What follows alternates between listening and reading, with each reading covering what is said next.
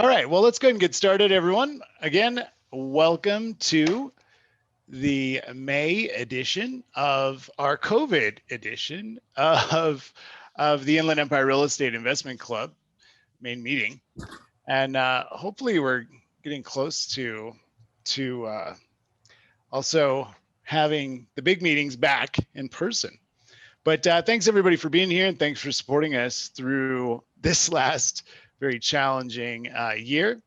My name is Patrick Diamond. I'm coming to you tonight from Mexico, so it's a little dark here.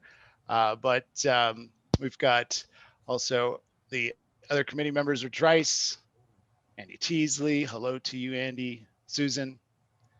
And we look forward to a great meeting tonight with Mr. Aaron Mazzrillo. We'll be chatting with him here in just a little bit. Let's go and get started with our slide deck. Very exciting. Okay, so hold on, we're getting a lot of people coming in still. All right.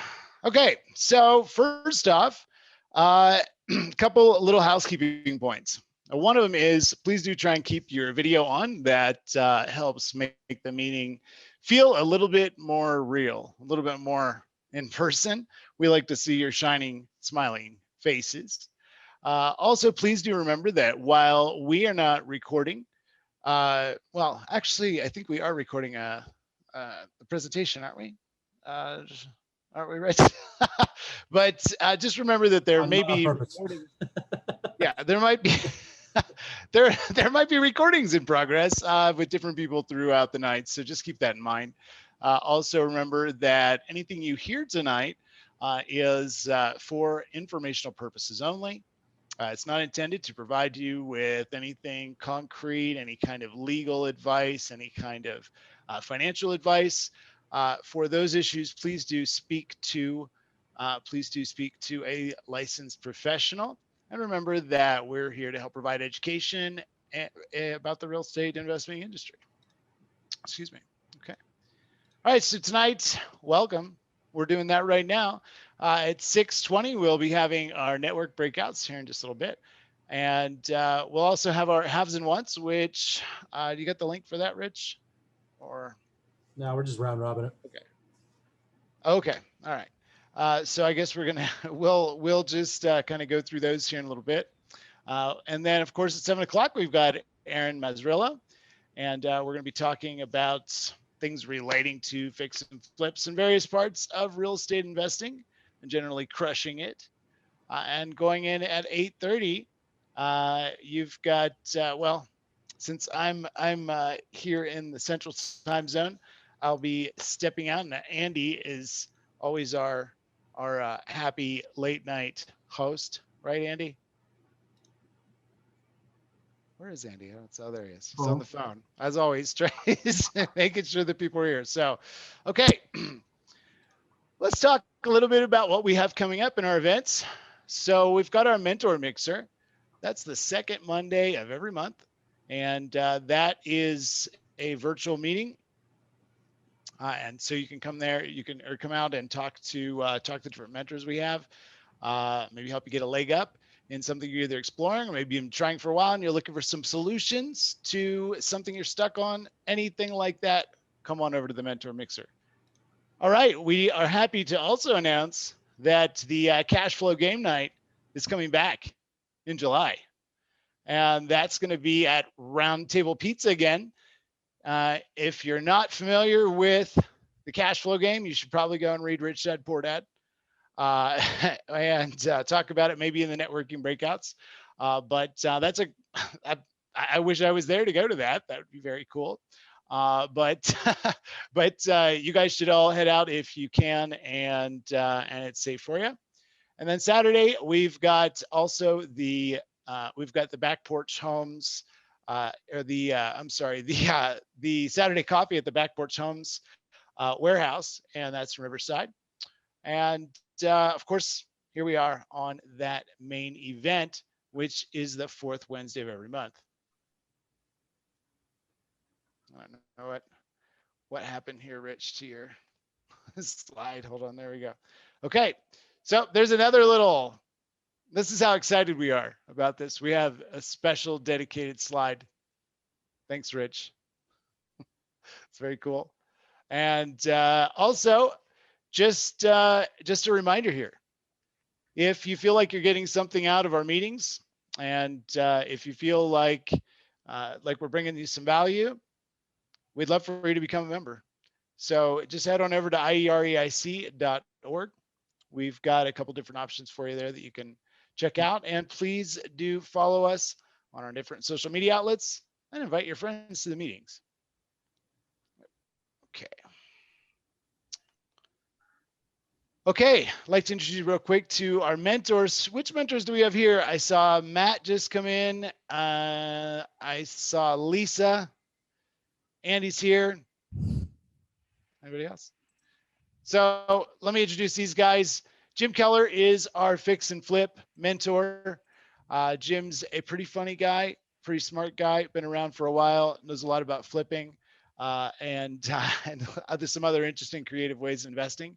So we encourage you to reach out to Jim if you'd like to get some more information around that topic.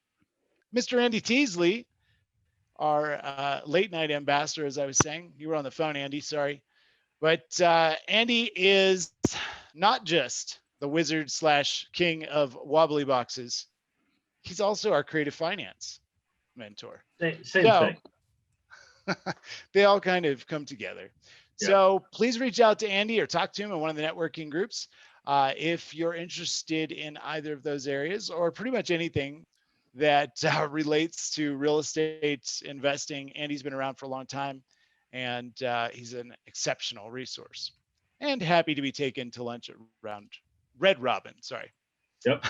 Yeah, I had that round robin in my head from you, Rich. Okay, so Lisa Mailhot. Lisa started out as an investor and then decided to become a realtor, which is interesting. You don't hear that happening a lot, but she's pretty good. Please tell me she's not on a treadmill. I think she's on a treadmill. I saw her video come on. Did anybody else see that? Yeah, she says she's at the gym, and we'll stay off of video and audio for now. Okay. And good for her. Well, and let me just if you didn't take it from that, Lisa has a lot of energy, and she will be happy to help you through any of those. Matt Tandy, who just spoke up. Matt Tandy is the czar in the Inland Empire at the very least, and several other parts of California and previously in other parts of the country of property management. And there's so many things I could say. Let's just say that nice things. He's a super geek. He's super geeky. Okay. And laws and accounting stuff, any of that stuff, keeping your rental property going, talk to him. And for Jeff Pierce is our vacation rental mentor. He wrote the book. Oh gosh, I just forgot the name of it. Help me out, Rich. What is it? It's it just slipped out of my mind. Andy, come on. I forgot it too. Come on, man. Master of Vacation Rentals. Master of Vacation Rentals. Oh my gosh. There you go. Yeah. Thank you, Susan. So you can look that up or come see any of these guys on the second Monday of every month at 6 p.m. On our Zoom. Okay. All right. And just real quick here about our sponsors. We've got Laura Locke from Lock Your Loan. She's pretty geeky too, I would say, about Laura. But having to do with mortgages and financing. You can reach her through her phone number you've got on the site there. Please take a picture.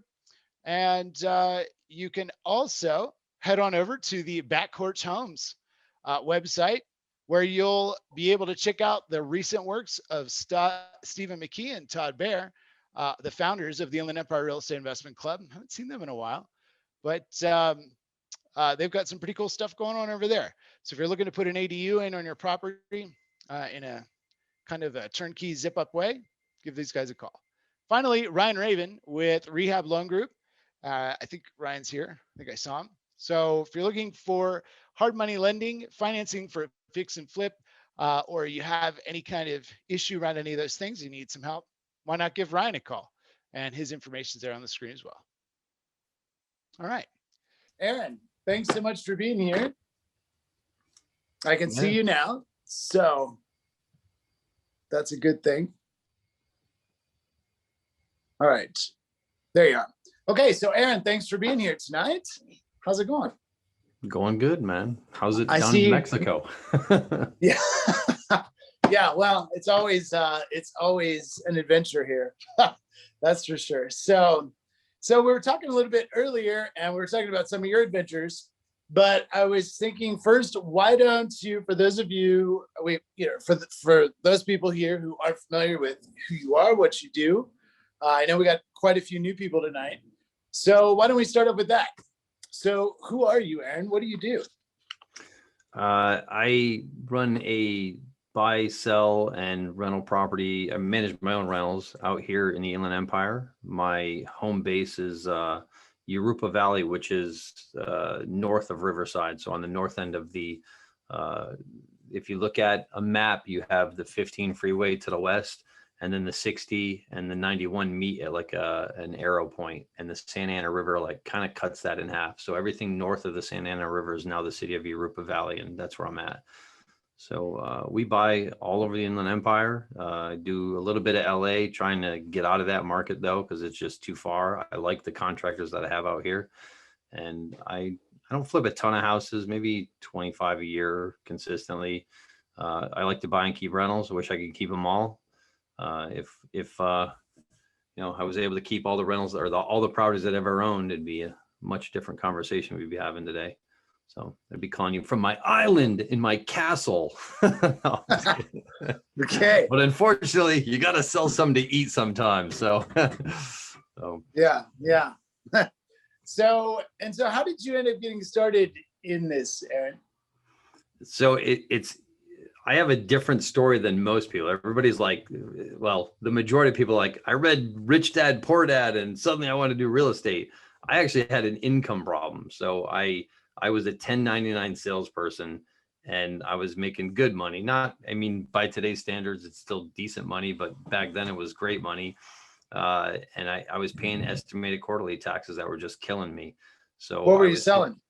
Windows to multifamily apartment builders. So in Okay. California, if you know of the names like Fairfield or Wormers, Irvine Company, I was doing all their projects. So and all through the state of California, I was shipping windows everywhere. So I had an income problem, and I'm in my CPA's office one time, and I'm just bitching and complaining about my estimated quarterly taxes were like 30 to 40 grand every 3 months. I was like, dude, this is killing me. I'm like, I make this money and I got to give all of it back. I'm like, I just feel broke all the time. And he's like, yeah, well, you know, you don't have any overhead. I was like, well, what's overhead? He's like, you got to, you know, stuff you write off. I'm like, dude, I'm an estimator. Like, all they use is pencils and a ruler. Like, you know, I can order a pallet of pencils from Costco, but that's not really going to help, dude. So what are my options here? He's like, I don't know what to tell you, you know, rent an office. And I'm like, no, what? I'm like, what are your, so you know what I learned from that conversation was all about asking the right questions, right? Because he wasn't giving me any information because he didn't know what to tell me. But I was like, well, what do your other clients in my situation do? And he's like, I guess they buy real estate. And I was like, all right, I'm going to go buy some real estate. So I went out and just started buying stuff off the MLS and using bank loans and keeping them as rentals. And the more I did that, the more I enjoyed the process of buying a house and fixing it up and renting it out. So I ended up connecting with Steve Dexter. I don't know if any of you guys know who he is. And then he put me in touch with Jack Fullerton, or the guy they call Coach. And through Jack Fullerton, I met Pete Fortunato. And, you know, that was the first real estate seminar I ever went to. I flew across country and I went to One Step Beyond, which is coming up soon. And I highly recommend you sign up for that or go to it or whatever they're doing. If they're doing it Zoom or in person, either way you should go, because it was the first real estate seminar I went to and I was completely hooked. I'm like, this seems so cool. Like, it's such a creative outlet, right? Like, you can take all this pent up creativity you have and you can apply it to real estate in the transactioneering. And, you know, so I really got into it at that point. Then I just started following Jack Miller and John Schaub and, you know, just Bill Tan, going to his club down in San Diego. I mean, just anybody in that realm. And it was about a year after that I quit my window job. I walked away from that income because I was miserable. I don't care how much money you have. I was completely effing miserable. I hated my job. I was so unhappy. And I just quit, and I started I didn't work for a year. I just studied and kind of looked at a lot of houses and went to a lot of meetings. And then I got into buying from a wholesaler because I still I didn't have the pieces put together enough to try to figure out how to do it on my own. So I thought, you know what, I'll just buy from a wholesaler and I'll just look at everything he does. So I got to see his contracts, and then I got to ask him questions, and it allowed me to put all the pieces together. So then I could go out and start doing it on my own. And after that, it's been doing that since probably, well, it's been like 15 or 16 years now, just buying direct from sellers. I mean, I still buy off the MLS once in a while, but primarily my business model has been buying direct from sellers. So, yeah, and I was going to ask you what year it was that you started it.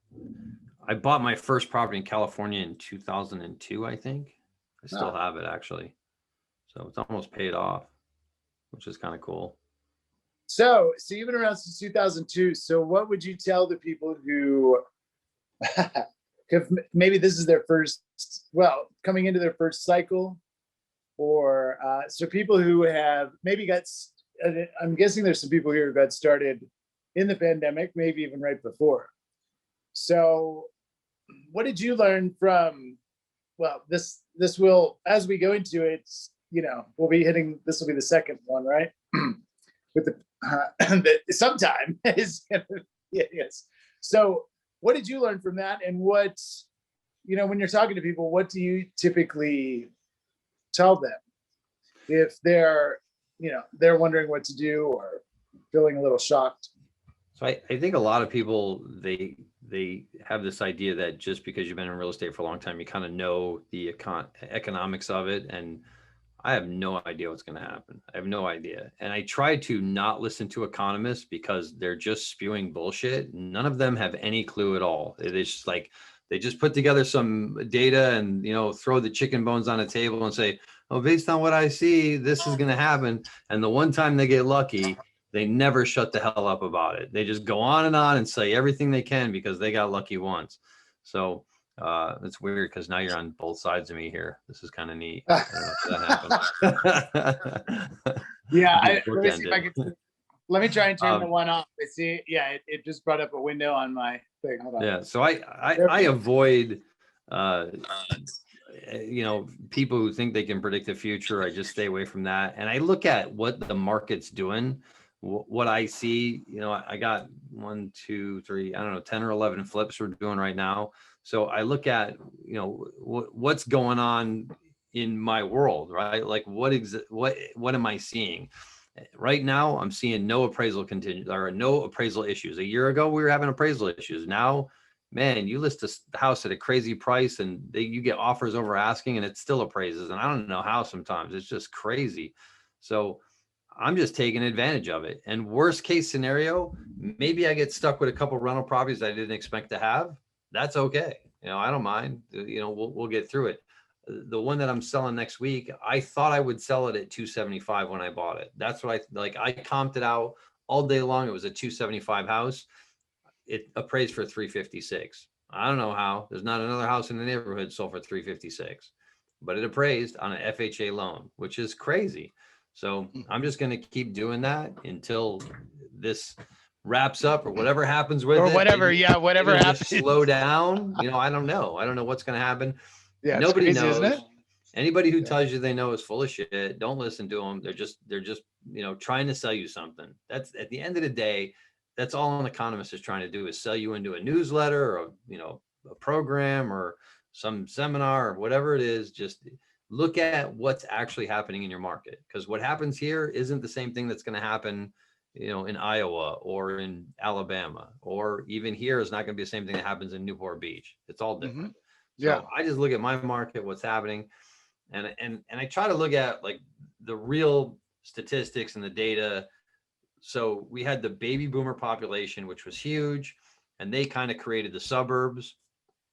Well, now we have this millennial population, and it's bigger than the baby boomer population. And these people are all now in their 30s, like they're, I think, late 20s to late 30s, somewhere in that range. And they kind of went for the luxury apartment living, right? That was their thing. Well, these people are now having kids.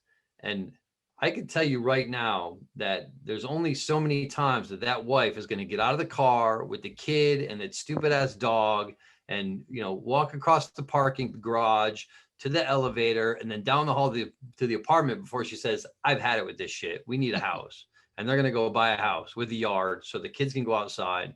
Right. So I see that a lot of these people that I'm selling houses to are in that millennial crowd. They're first time home buyers. And it's a bigger population than the baby boomers. They're moving into apartments. They're moving out of apartments and into housing. So I'm just going to keep feeding them the product as long as they keep eating it up. And if there's a slowdown at that point, then I'll adjust. I'll stop buying things to flip. I'll start focusing more on acquiring deeper discounted properties, adjusting my price, taking into consideration that, whether it's a slowdown or a decline in pricing, what that's going to look like in 6 months when I go to get ready to put the house on market, and just adjust my buy price accordingly. But at the end of the day, I got into this to be a landlord. So no matter what happens with my flipping business, I'll still have a rental portfolio. Mm-hmm. And that's like, I encourage everybody to get into rentals. It's like it's a 30-day life cycle. The first of the month, here comes the rents, right?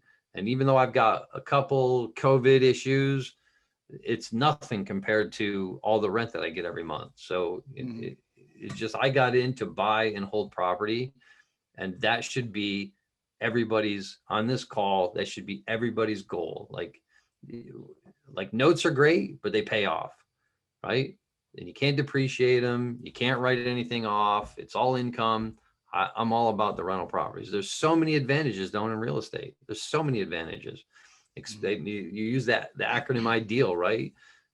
Income, depreciation, expenses, write off everything, right? Appreciation, and loans, leverage. So I just love rental property. I don't think there's anything else that I could do that I can make the kind of money that I make in real estate with the minimum amount of work that I do. So.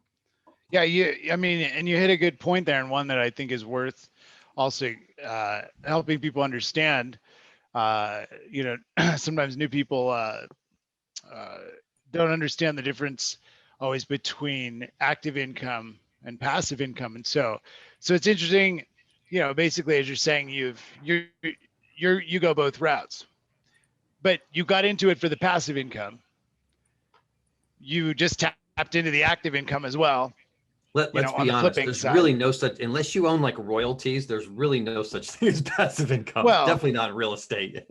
well, there could be pretty much. Yeah, I have you're still active because you're managing stuff across from my desk. I have an employee who sits across from my desk managing my portfolio. I can assure you that it is not passive income. Yeah, well, but that's you choose to manage it yourself. So of course, yeah, you're going to be doing that. But I mean. Well, going towards what, so, you've been in this since 2002. So what would you say, we talked a little bit about resilience and refocusing, earlier, but on the phone, but when you look back at your career in real estate, what would you say has been the biggest aha moment that you had? What was something that was a big turning point for you? And where does that fall? I'm sure there's several. Yeah, that's a really good question. I think, so I'm part of a monthly group of landlords that get together, and most of these people started after me, but they scaled really fast, right? These guys went all in, they scaled fast, grew their companies really big. And I think that was probably an awakening moment for me, is that if I had to do it over again, or if I were to give anybody advice, it would be like, time is the most important thing you have, right? And as I get older, I realize how much more I value my time, right? So if you're gonna do it, like, stop procrastinating and just get that shit done. Go do it, and do it as big as possible and scale as fast as possible, and try to hit your goals. Set outrageous goals and try to hit, like, if you got a 5-year goal, it's like, I want to be a millionaire in 5 years, which is a joke. You should do that. And like in this market, you should be doing it every year. If you want $1 million in 5 years, like write $5 million, right? Go nuts and really scale up and try to hit your goals as fast as possible and leverage people. Like, this is the time. Now, today is the day you need to go out and start leveraging other people, because you can pay somebody to turn around and increase massive value for you. Like, I pay my property manager, my in-house property manager, for the amount of work she does. I feel like I way underpay her, but I mean, I'm paying her fair and I give her bonuses and everything, but still, it's like, it's so much freedom to me to go do other things because I'm leveraging her time. And yeah, you like, hire an assistant, get an acquisitions person, get a disposition person, grow fast. Just don't delay, because the longer you delay, next thing you know, 10 years went by and you didn't accomplish shit. Right? So like, get out there and get it. Like, today's the day. Like, the market has been going up for 13 years straight. You can't make mistakes. It was impossible. If you made a mistake, it got corrected. I bought houses that were marginal deals, and by the time we got ready to put them on the market, they were fantastic deals. Like, the market is making you look like a genius. Right?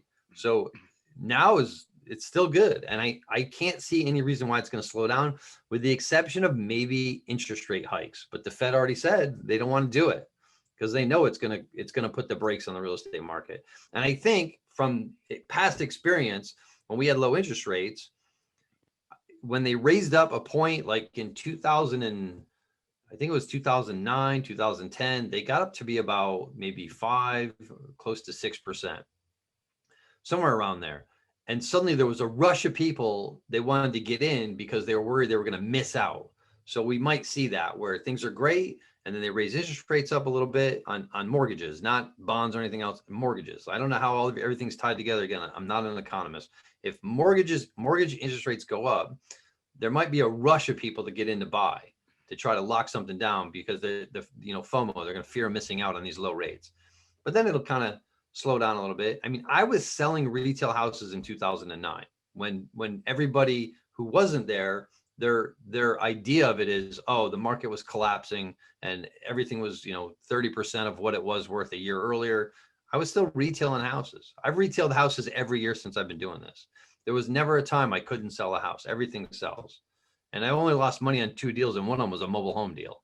So it's always a good time to get in. I think it's always the time to buy real estate. I mean, there's ridiculously low interest rates right now. So why wouldn't you? I think it's a money play. Why wouldn't you capture the money?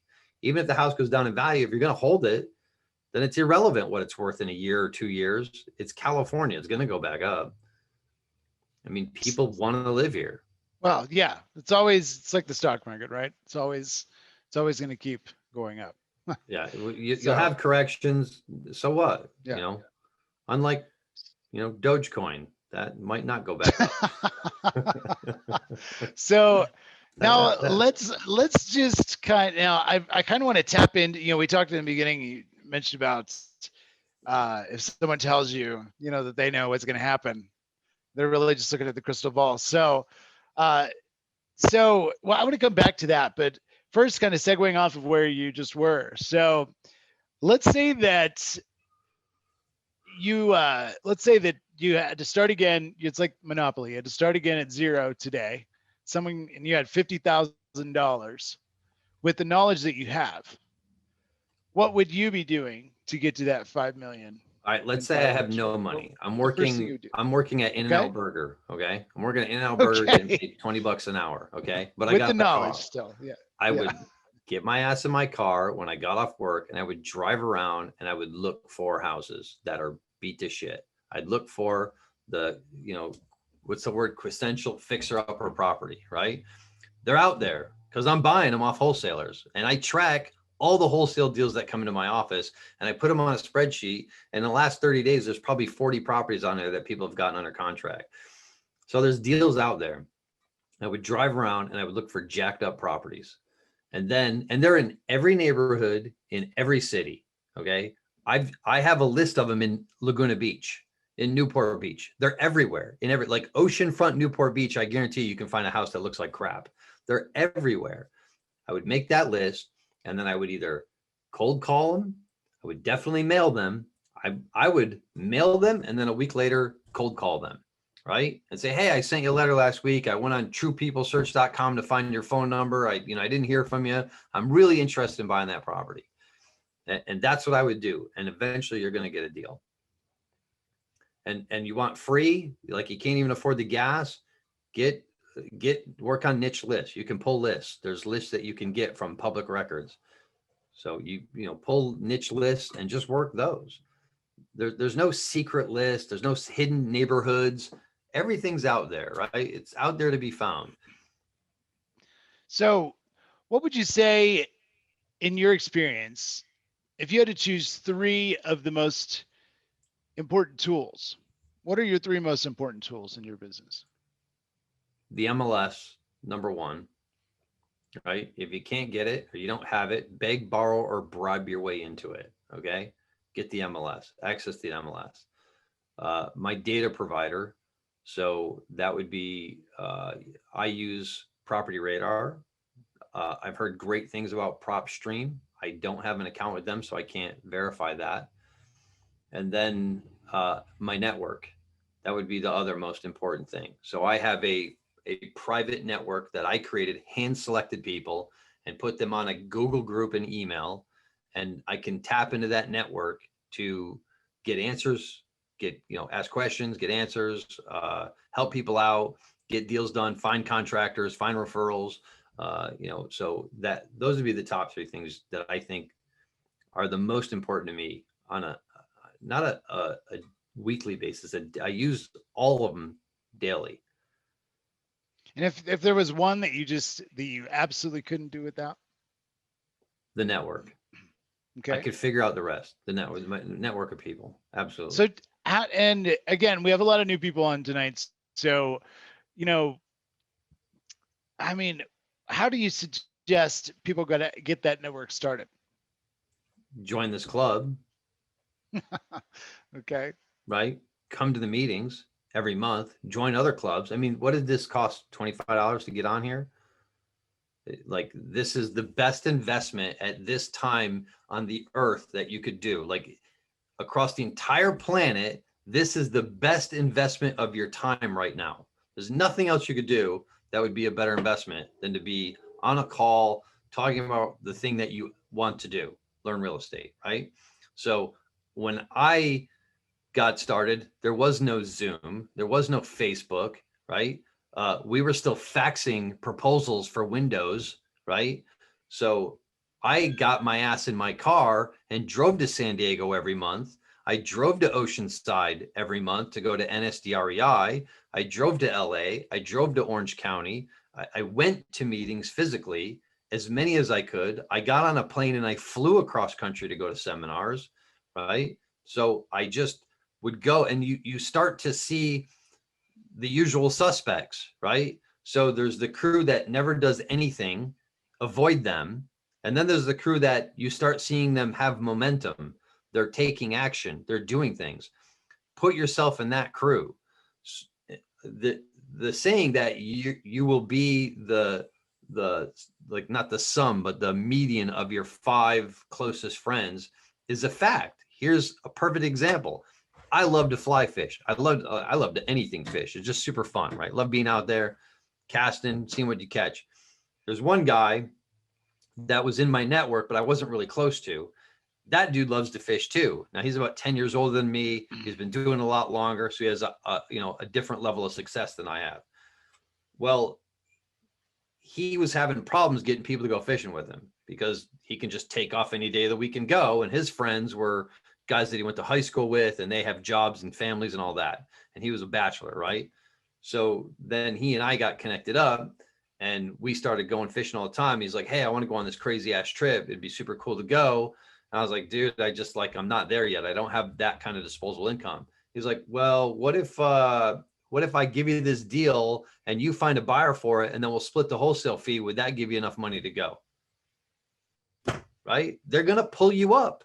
If you surround yourself with successful people or whatever it is that you want to do, they'll pull you up because they like you. They want to hang out with you. They want to see you succeed as well. And I personally have experienced that.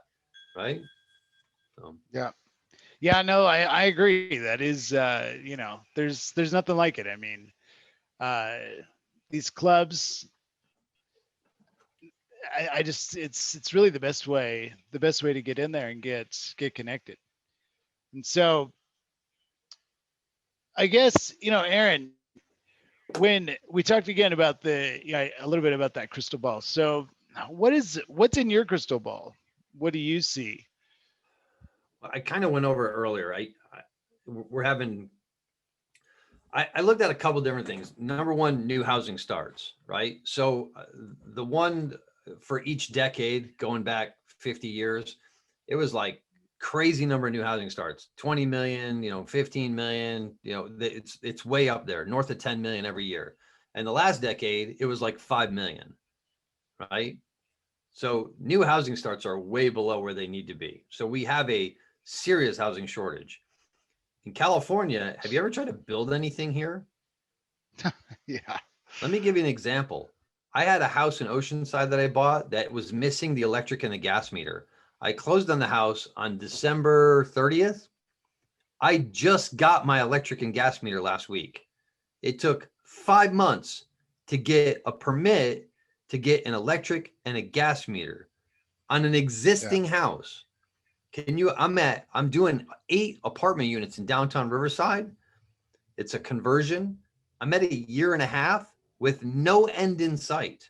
I still have no idea when I'm going to get this building permit to go in and do the construction. This state has a fake housing crisis because the government refuses to let people. It's absolutely anti-development. I don't know what it is about it, but they hate developers here. The red tape it's obnoxious. Trying to get anything done takes forever. They're building like 500 houses down the road from here. I've heard about it for years that they were going to build these 500 houses. The golf course got sold. They're going to build 500 houses. Years now, and they just finally started the three models. There's nothing else. The lot is all dirt. They got some roads in, and the 3 models are going in. They're just framed up now. It takes forever to get anything done here. So the housing crisis in this state is not going to go away anytime soon, right? There's not enough housing, and they refuse to let people build it. So I think that the opportunity to buy and flip is not going to go away. And like I said, even in the crash, 2009, I was buying and flipping houses. One of the best deals I ever did was in 2009 in Anaheim. I sold a house for $1,000 a square foot. It was crazy. And it was just a normal house, right? We had a lot more creative deals then. So I was buying more subject to, I was getting seller financing. There was just a lot more of that available because there weren't as many buyers, but people still buy. There's always going to be some young 20s family that has their first kid that needs to get the hell out of mom and dad's house and wants to move into a house. That is always going to exist here. I mean, this is the land of opportunity. That's why I drove across country to come live in California. I knew it was the land of opportunity, and it's here. So to not take advantage of it it's a huge disservice. Mm-hmm. So.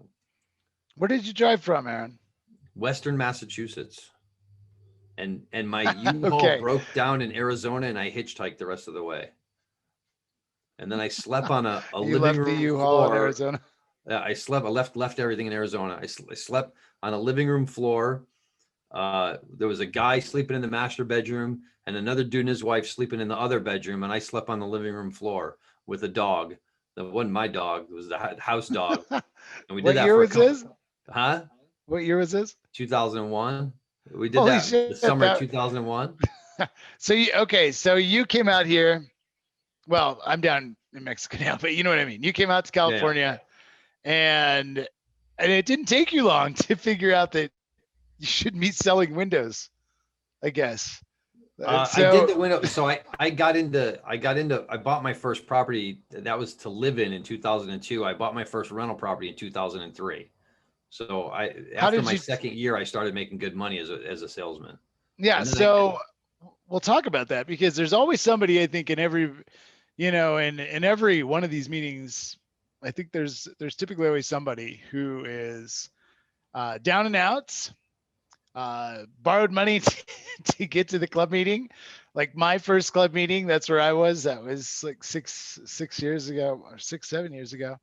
and I had to borrow money to go. So I always like to kind of speak to that person, so that to that person here who's sleeping on the floor, or just moved across from across the country.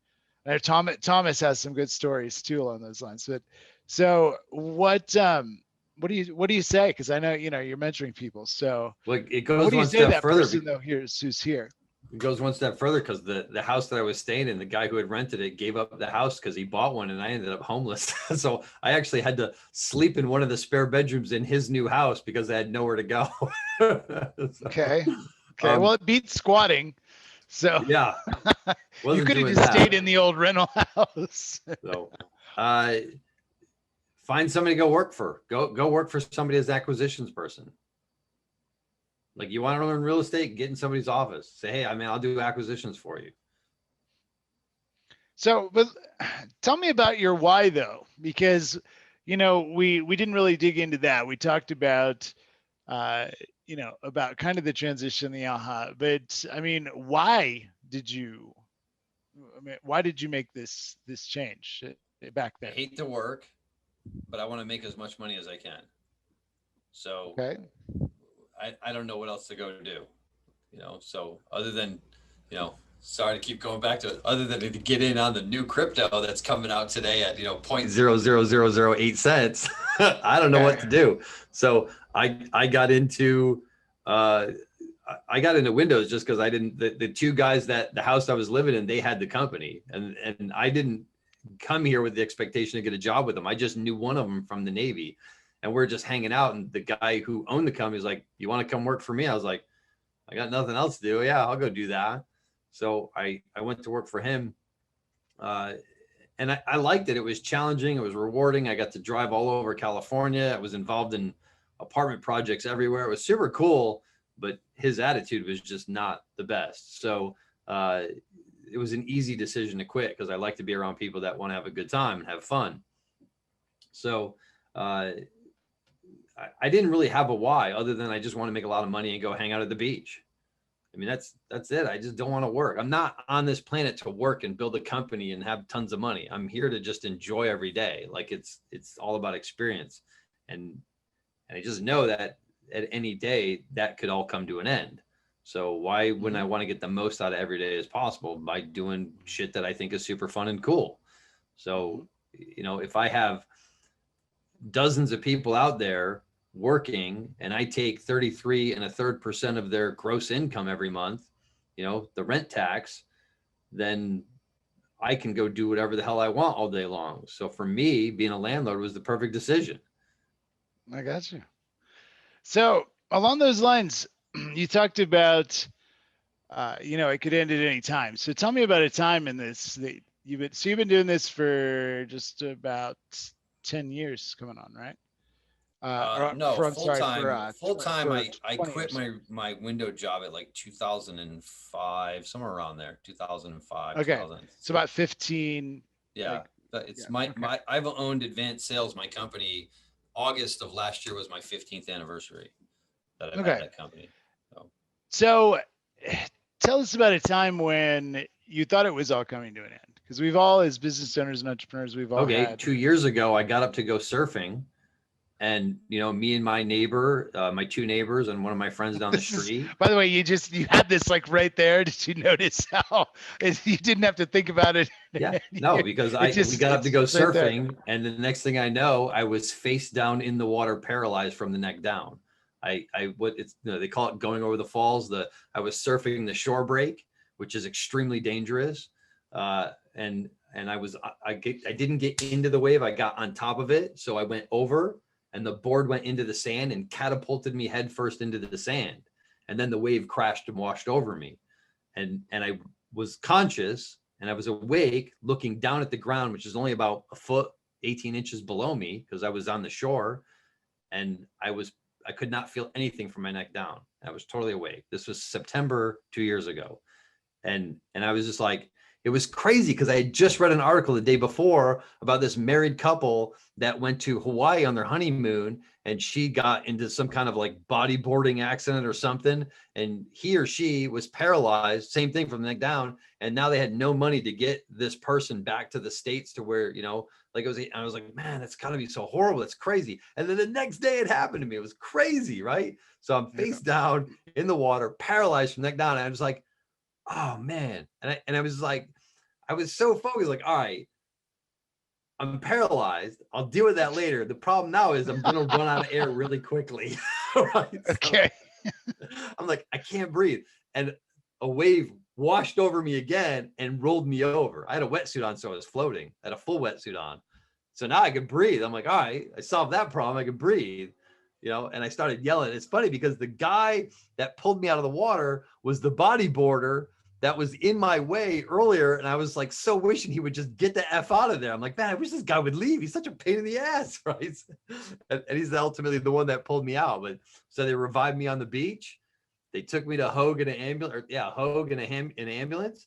And like I started to get the feeling back in my body. And they're like, the neurologist is like, he's like, you ever whack your funny bone really hard and your arm goes numb? I'm like, yeah, of course. You know, he's like, you did that to your spine, right? So, I mean, in that moment, if that bodyboarder wasn't there, I absolutely would have drowned. And that would have been the end of it, right? It can happen at any moment. You never know. So how did that change your outlook on your work and business?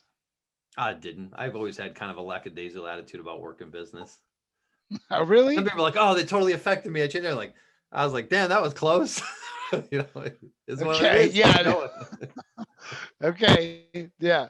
Well, what about in business? How about a time where you thought that it was all crashing? I bought a house in Norco Hills, 279 Crossrail Lane. Feel free to look it up. Premium Performance Enterprise, you'll see, was the company that bought it for $25,000 cash, which doesn't make any sense because it's like a $1.5 million house.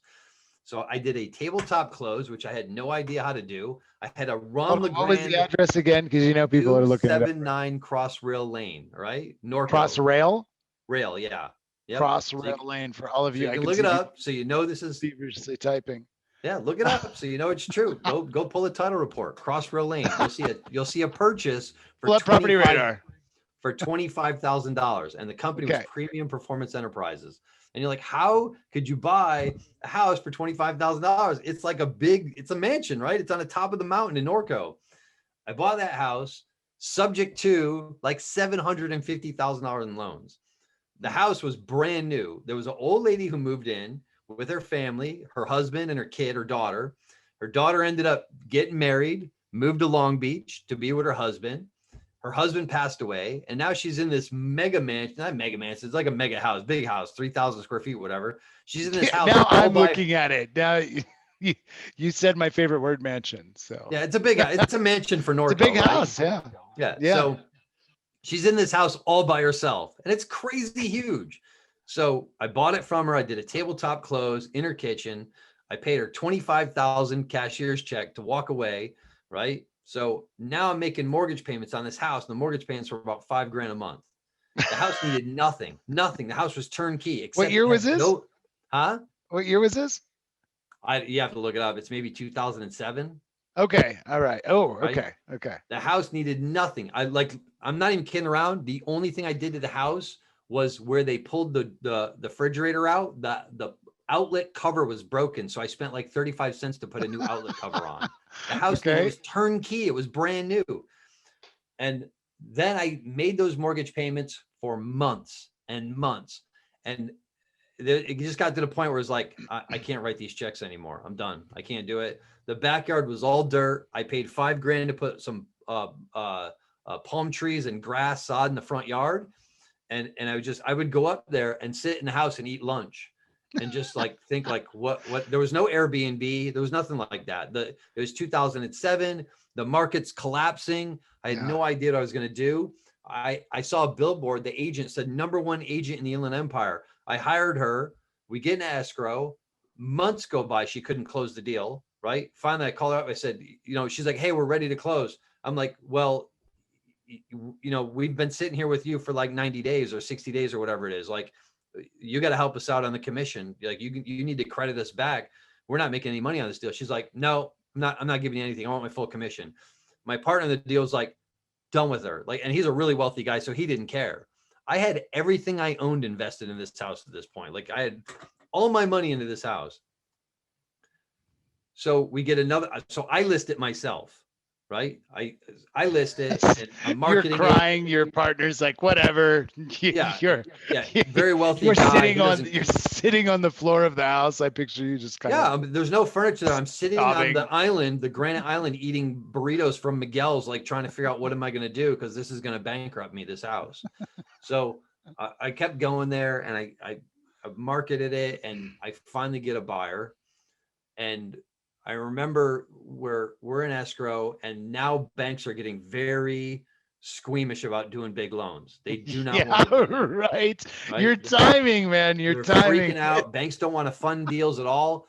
And this guy calls me, and it was No jumbos.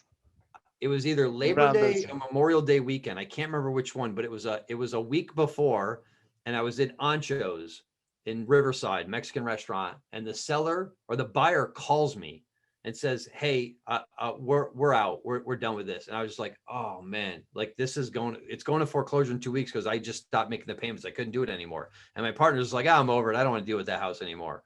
So I was just like, and it's subject to as well. So you've got. Yeah, there's 2 loans on there. There's a first and second. It's just like, I can't afford to keep feeding this thing. So, Oof. Yeah. So that poor little old lady. I go out on the patio. Yeah, I go out on the patio, and I'm talking to this guy. I said, listen, if you stick this out, my guy Dino will get it closed. I brought one of my friends in to do the loan. I said, he'll get it closed. I promise you, you'll be barbecuing in that backyard on it was either Memorial Day or Labor Day. I can't remember, but if you look at when it closed and the timing, it's right around one of those 2 holidays. I said, you will be barbecuing in that backyard by that holiday. Right. So the agent who brought the buyer, he said, look, I'm going to do this deal with you. I want $100,000 in commission. And the buyer said, I want $150,000 credit for the backyard, because I want to put a swimming pool in, and I'm not paying for it. I was like, whatever it takes, whatever. I ended up selling the house. We paid $750 for it. Mm-hmm. I sold it for $1.25 million. I made 40 grand profit. That was it. 40 grand. It closed. I took the check. I cashed it. I went to Toyota of Riverside, and I bought my truck. That piece of shit Toyota truck that I still drive around. I paid cash for that truck as a reminder to never do a deal like that again. And what's funny is the whole time I was doing that deal, I was sitting at the kitchen table, like negotiating with her and writing the deal up. Ron LeGrand's voice kept coming in my head. It said, write a big check, take a big loss. Write a big check, take a big loss.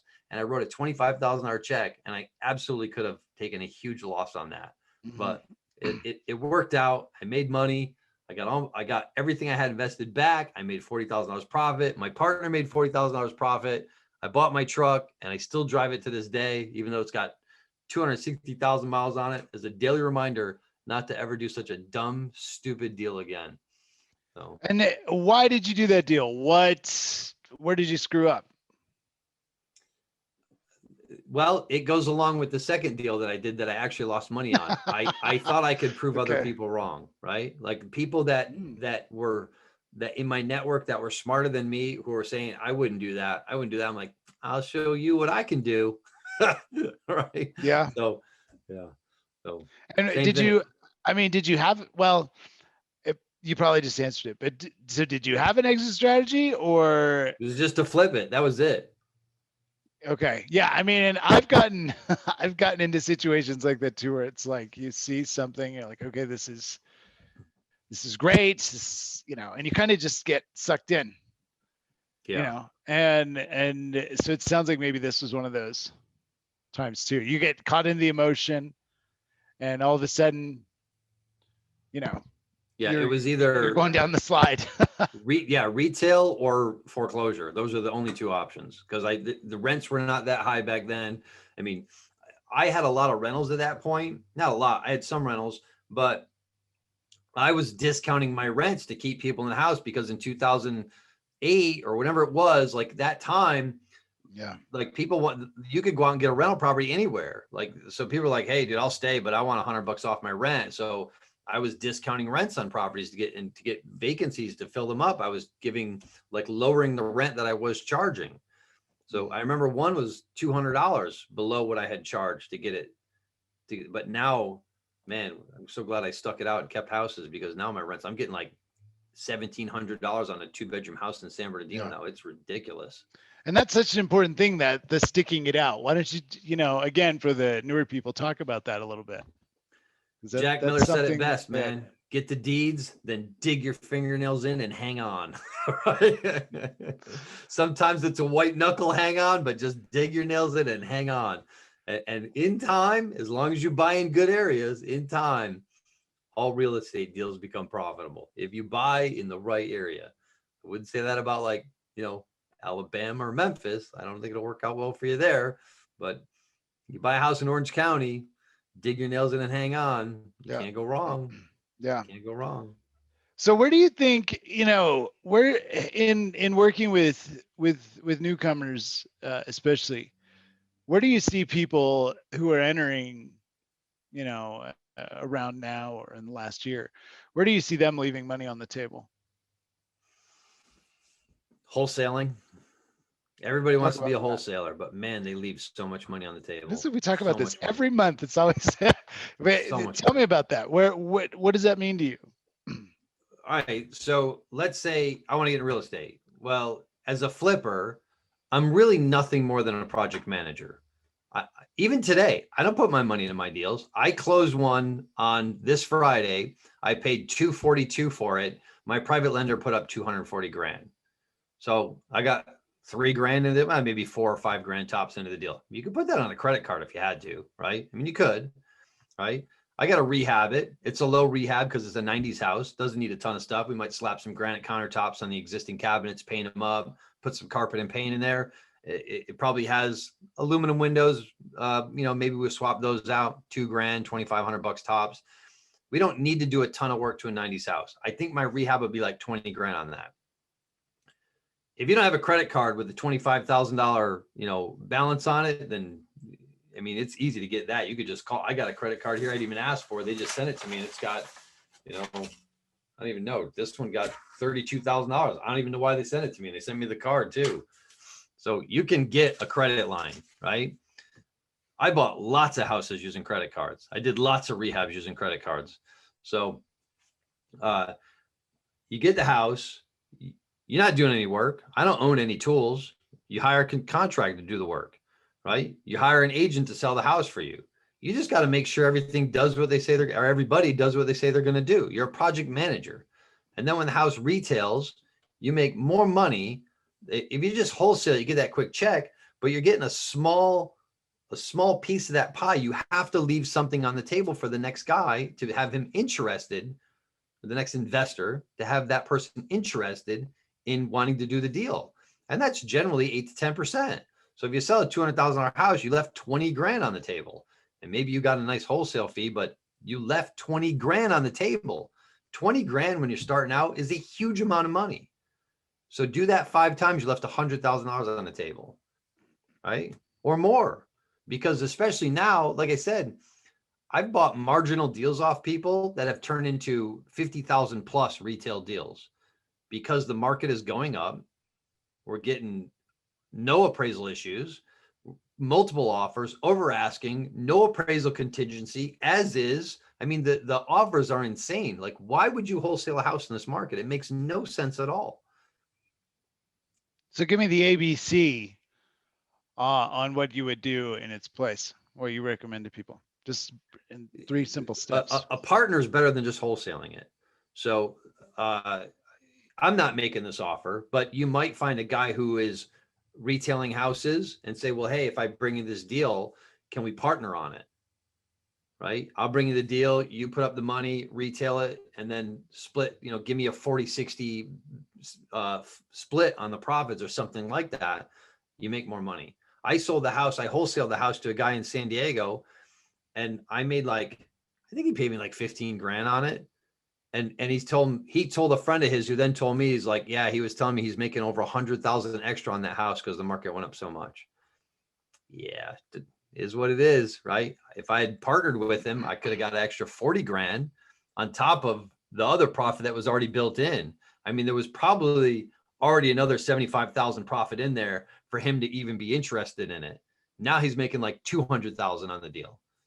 So I would make that offer. Okay. And the rest of it beyond What the do you mean partner? Well, like I what's said, that? the ABC kind of going through going down that route. I mean, if you have no money at all, that's one way to get into the flipping game, right? So the people always ask, like, well, how do you find contractors? It's easy. I just ask other people. Right? I've never gone to Home Depot and looked for a contractor. I've never, I just ask other rehabbers, like, hey, do you have somebody that you're not using? You have a referral? Everybody I use is a referral from somebody else in the industry. So again, it goes back to your network, right? I don't never recommend shopped- the Home Depot route. I've never shopped for a contractor, or you see guys like, hey, I got a course on how to find a contractor. It's like, yeah, it's easy. Just ask your network. Why do you need to pay for a course on that? So let's say you have no experience. You go out and you do the what I said earlier, driving for dollars, or you pull a list or whatever that list is from the courthouse, and you market to that, you cold call it, you get somebody who's interested, you negotiate a deal with them. You have no way to comp it out. Use Redfin. In California, Redfin's pretty close. They're usually within about $5 grand, right? Not always, but usually. I've done checks with the MLS and Redfin and Zillow, and Redfin's generally better at their algorithm as far as pricing goes. So use the Redfin price, right? Take 75 or 70% of whatever that value is and use that number, right? Minus repairs, whatever you think. You don't know what the repairs are, $30 a square foot. There you go, $35 a square foot. There's your repair budget, right? You get the house under contract, and then you can go to any of a billion Facebook groups that say, investors or whatnot, and market it there, right? You say, hey, I got a contract. I want to wholesale it. If you want to leave money on the table, go do that. If you want to capture as much money as you can, say, I got this house. I'm looking for a partner. I know Robert Fregoso is on Facebook every day saying, I'll fund the whole deal and split the profits with you. Right? That's his whole shtick. He's all about that. So, why waste your time looking at Inland Empire houses? Go find $1 million house in Orange County. And he's always telling people, hey, I'll fund the deal and I'll split it with you. Find a guy like that. Find somebody who wants to partner with you on a deal. So there's so many ways to make money in this business. To sit on your ass and be like, oh, I can't figure it out, it's just ignorance. Yeah, a lot of it goes back to that network. I mean, that's really the matrix of problem solving. Yeah, get on Facebook and join a SoCal wholesale buyers group, or what. I mean, just Google California real estate. There's 5,000 groups. Thousands of them. Yeah, stop scrolling through the feed, reading everybody's bullshit, and just get into a group and start participating and asking questions. No. And so what I'd like to do now is actually exactly what you just said, questions. So I'd like to see what kind of questions people have out there for you. And so please go ahead and raise your hand. There you go. Ryan Raven said, we do loans and partner on deals. There you go. You tapped into your network and you got your answer right there in your network. And it looks like Susan says, bring me a house. I will flip it. You can shadow and watch me. And when we sell it, I'll split some of the profit with you. There you go. Okay.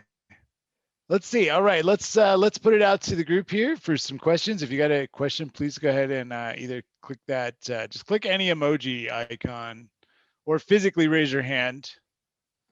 And I'll see you. Vince with the physical hand raising. Hold on, Vince. You're muted. Let me go ahead and spotlight you in. All right. So you said that you sell about 25 homes, but you try to do buy and hold. Like, what's your portfolio like? Do you have? I mean, can you say like roughly what you have, how much you've acquired over the years, or? So I've had over 100 properties. I had a 65 space mobile home park. I horse trade, so I don't always keep stuff. I'm always buying and selling stuff. I think we're running about 57 right now. So my most expensive one is probably about 1.6 million. And my cheapest home is probably about 110,000.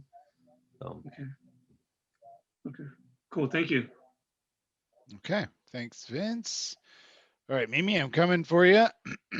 Hold on here.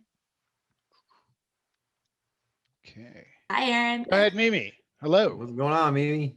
Hi. Thanks for being here. Thanks for joining. Okay, Mimi's so like a groupie or something. Look at her. She's so excited. She's I'm excited. she's I'm like- happy to be here. Happy to see everybody. Mimi's one of my partners, so she should be excited.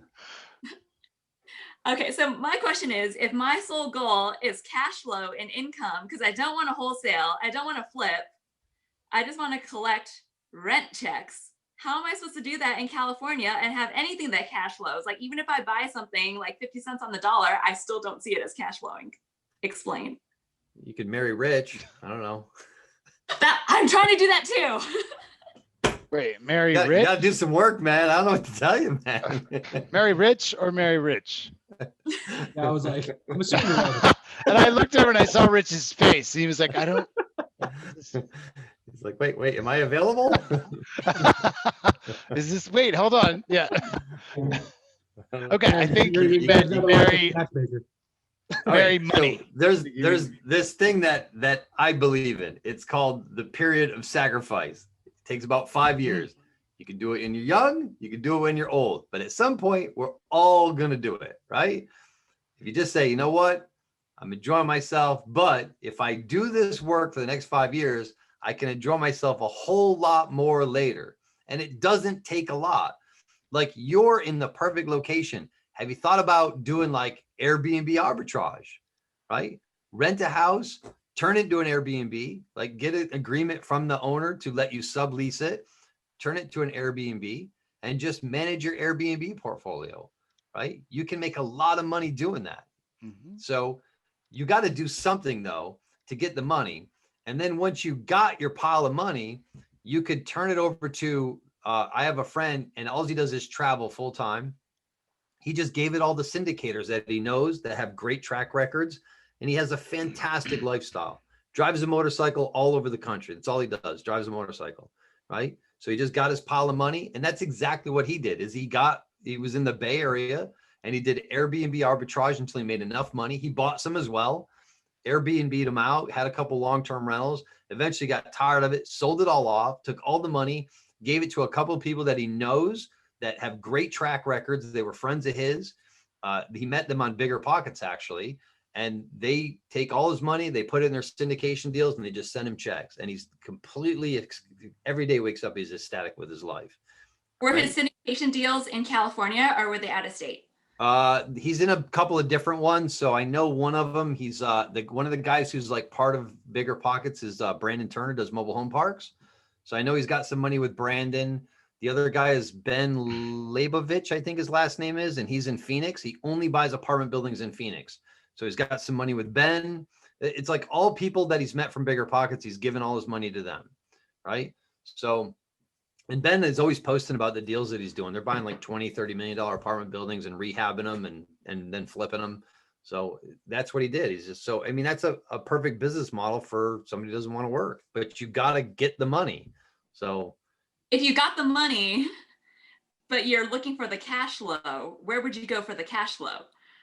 the same, Like right now, not in 5 years. I would do the same thing. I would put it into a syndication. If you don't want to work, somebody's got to, like, the problem with money is, like, if you got, like, you hear people brag, like, oh, I got a 17% return on my money. Then I'm always like, yeah, how much? Oh, it's like $5,000. I'm like, nobody cares about 17% on $5,000, dude. Nobody cares about 50% on $5,000. Like, that's a joke. Like, I'd rather go do scratch tickets, honestly, than to try and do a deal with $5,000 to make 2,500. The problem is when you get like $1 million, how do you get a 17% return on $1 million or more, right? That's the challenge. It takes effort and skill. Well, you have to do something with that. And if you're not going to do it, you have to put it with people who are willing to do that.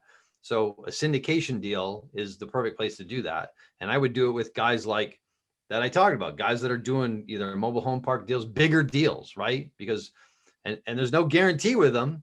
You could lose your money. It's a risk.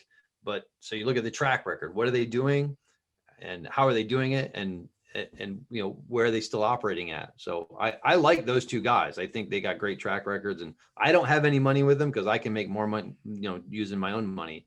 So you could just lend it all to me. I'll put it to work. There you go. I guess what I don't hear you saying is buy a whole bunch of Southern California rentals and then wait until the rents rise. Because if I'm looking for cash flow now, I just don't see how it works. You know, being a landlord's it's not for everybody. It's work. And like, I got lucky that I was indoctrinated early by Mick Blackwell when he said, you can't pay for this kind of entertainment. So a lot of it's extremely entertaining to me, even though these people are blatantly ripping me off, right? I have a tenant right now, their rent's $22.45 a month. They're not paying me, right? And, you know, so his name's Fernando. So I always sing, Fernando, yeah, meet you all the way. Every time we bring him up, right? So we sing Fernando's song, right? I have another lady over here, her rent's $16.50 a month. Hasn't paid me in 6 months. She owes me 10 grand. And my assistant texts her every day. And every day she's like, do what you got to do. But there's nothing I can do. Legally, there's nothing I can do. So we just laugh about it. Like, what am I going to do? Right? I can't evict her. There's no evictions. So I'm okay with it because it's just like, you don't open a candy shop if you expect no child's ever going to steal from you. They're going to steal, right? That's just the way it is. So it's not for everybody. And if you have this attitude like, oh, you know, they got to pay my rent. They're not always going to pay. It's just part of the game. But I also tell people in my mastermind, like that are just getting starting out, that I'm helping, like, dude, you can't buy one rental and then, you know, like sit back and strategize about it. Like, don't buy 10 and don't look at it till you have 10. When you have 10, then look at it and say, is this for me? Because even at 5, you don't get enough rental income from 5, 6 grand, 7 grand. That's not life-changing money every month. It's good, but you're going to give most of that back to your lender and to maintenance and vacancies and all this other stuff. There's no cash flow in it, right? Get 10 and then sit on them and then look at it. Say, okay, you know, now I'm making $15,000 a month in rental income. That's a legitimate income, right? I mean, even in California, that's still not a lot, but that's like a good chunk of money every month. And then you make a decision, do I want to keep going down this route? Is this worth it for me to keep doing? Right. And that was the decision I made is, you know, Mick Blackwell told me get to 10,000 a month and see what it's like. And I got to 10. I was like, all right, I like this. I'm going to keep going. So I just kept doing it again and again and again. Right. So I don't think that rentals are, I think everybody should have them because it's a great business. But if you don't want to work, you got to work. It's not passive income by any means at all, unless you turn it over to Matt, but you're going to be writing checks. Like I had a property management company before, and every month I got my check. It was just like, I'd be like exuberance or complete disappointment what I was going to get. And I opened the check up and like 50% of the what's supposed to be there's there. Like, oh, again, maintenance issues. Again, some problem, right? It was just, I hated it. I didn't want to deal with it. So I just do my own property management now. I just like it better because I see every month what the problems are, what the issues are, right? It's not for everybody, but I like it because I have this long-term outlook. Like I think I'm going to live forever, right? So if I have a big portfolio of rental properties, they'll just keep paying me every month. I used to go to this monthly club and all they talked about was like how to game IRAs and, you know, 401ks and retirement strategies. I'm like, this is the biggest waste of my time. Like, I'm just going to collect rent. That's what I'm going to do. I don't need an IRA or a 401k. And when I want a pay raise, I'm just going to hit them all with a rent raise. It's a much easier business model. And that's why I like it for the long term. Okay.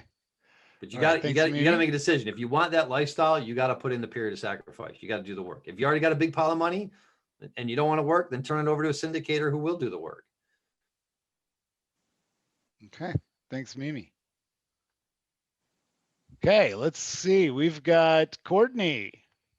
Hold on, let me add you. There you go. Courtney, welcome. Courtney. Close enough. Welcome. So my question is, as you had mentioned, if you were starting out, working it in and out, you'd mainly be driving for dollars and connecting with those sellers. But I'm very curious at your level, what do you do now? Because it sounds like you are, for the most part, going direct to seller. How are you getting those deals? In this market right now, my marketing budget is zero. I buy everything from wholesalers right now. Okay. So there's one guy, if you watch his Facebook post, you think he's a billionaire because he buys so many houses. And he told me, oh yeah, I got to rethink of what I'm doing because last year I didn't make any money. He spent so much money on marketing and his wholesale profits are, he's not a good buyer. Apparently his wholesale profits aren't that good. He just ended up doing a year's worth of work to make no money. Wow. You got to be a good buyer. And I think now is a great time to buy from wholesalers. And I don't spend any. So we just sit here and analyze deals. I paid my acquisitions guy last year like $100,000 just to look at deals all day long and send them to me, which ones are good. Right. So he would analyze the deals, send them to me like, hey, I think this is a good one. Let's pull the trigger on this. And I would analyze them like, all right, let's buy it. So, and we spent no money on marketing. So I don't think now, I mean, it works, you can do it, but I wouldn't be sending mail, like mass absentee homeowner campaigns. I wouldn't be doing that. So, but in my office, I buy direct from seller or direct from wholesalers right now, or MLS. We're getting deals off the MLS too. So, wow. All right. Deals out there. Okay. That's all I wanted to know. But if you're going to do direct marketing, you need to be on a really hyper-focused list, right? So, and they have to have multiple pain points. I wouldn't just mail absentee homeowners. I would go after absentee homeowners with high equity who are on the code enforcement list or who haven't paid their property taxes, right? There's at least 3 pain points. Maybe you get another list of like credit card debt, right? Or absentee homeowners who live out of state and the water's been shut off recently, right? Distressed. Yeah. Now the house is vacant. So or get a vacant list or, drive around and find beat up houses. Okay. Great. Thank you. Thanks, Courtney. Manny.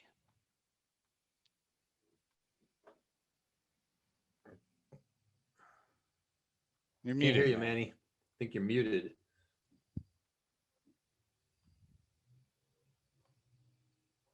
Can't hear you. No Seems sound, like buddy. you might have an audio. You can write it and hold it up like those people on TikTok, the signs. Those are my questions. Or you can just put it in the chat. I knew you had a TikTok there. I did. Manny, we'll TikTok's- come back it's like to you. crack, man. It's so addicting. We'll come back to you because Rich had a. I'll grab it there, Manny. Go ahead, Rich, with yours. Oh, it was more of I kind of jump off of what Mimi was saying too. A lot of people that were asking like who you are, newer people that had signed up at coffee and whatnot. I always like to tell people you're a big proponent of California, where so many people are, talking about buying out of state and doing this and doing that. And just thought you could speak to that a little bit. Is Omar? I think Omar joined. Where's Omar? I'm right here. Omar, we went through an hour-long spreadsheet about buying out of state versus buying in California, right? Yeah. Which after going through that, which do you think's the way to go? Well, the numbers showed California. Right. So here's the deal. You buy out of state and everybody says cash flow, cash flow, cash flow, right? Yeah. You buy a $100,000 house and it rents out for $1,000 a month and you're paying 50 grand for the house. And you think, oh, I'm making all this money, right? But where they're missing out on is the annual rent raises, which we get here in California, right? I mean, right now, not great because of this BS rent control that Newscomb has slapped us all with, right? But you can avoid that by just sticking your houses into a trust or keeping them in your own personal name and having good insurance, right? But if you buy them in a corporation, you're screwed. Now you're in rent control.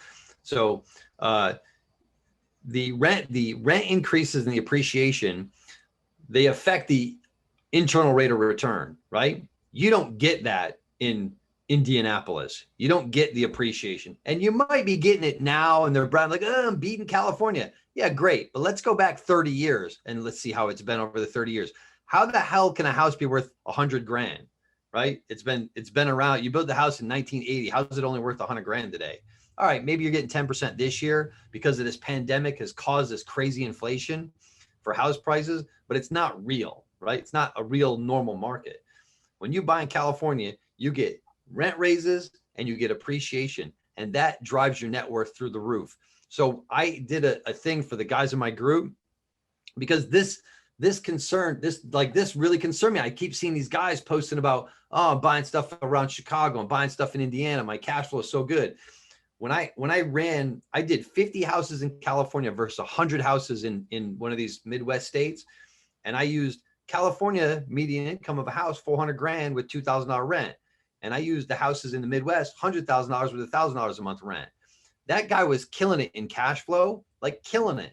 But after 10 years, the net worth on the guy in California was tens of millions of dollars higher than the guy in the Midwest with his bullshit cash flow, which at the end of the day is really just unspent CapEx, right? Because a roof costs what a roof costs. A hot water heater at Home Depot in Indianapolis is the same as a hot water heater at the Home Depot here, right? So when my hot water heater goes bad and it costs me $1,000 or whatever it costs to get a guy to go pick it up and swap it out and dispose of that other one, right?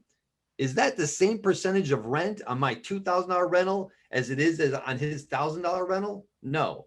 So are his expenses really 40% or are they much higher? I bet they're much higher, right? I bet they're much higher. I bet the expenses on those crappy houses are more like 50 to 55% of your income versus here in California, where my expenses are going to be lower because the overall rent's much higher, right? And I can tell you right now, when you got a house that you paid 100 grand for, and 10 years later it's worth 150 grand, how are you going to feel putting an $8,000 roof on that house? Not good. You're going to do it, but you're not going to be happy about it. What about the house that you paid 100 grand for, and 10 years later it's worth 300 grand, like we are in California? How do you feel about putting an $8,000 roof on that house? You want to protect your 200 grand in equity really bad, right? It sucks. It sucks just as bad, but it doesn't suck as bad as the guy who's only getting $1,000 a month in rent and his house only went up 50% over 10 years. Like it's much better for you getting $2,000 a month in rent and your house went up 200% or 300% over the same time period. And that's why I like California. And that is not going to stop, right? I mean, we're not going to keep getting these 100% appreciation over several years, but I've been all over this country, and I tell you right now, when you walk outside, it's pretty damn nice here versus a lot of other places in the country, right? I really like California, not for the politics, not for the tens of millions of people, because the damn weather is so nice and the opportunity is like nowhere else in the country. I mean, the United States is a land opportunity. California's a land opportunity. I believe that. And I came to California with no car. I hitchhike here, right? And I can do whatever I want now. So I know I'm living that. I'm pro California. I love it here. I don't care what kind of crazy laws they implement. There's always a way to work around those. I think that segues really well into what, Manny, are you still having audio issues?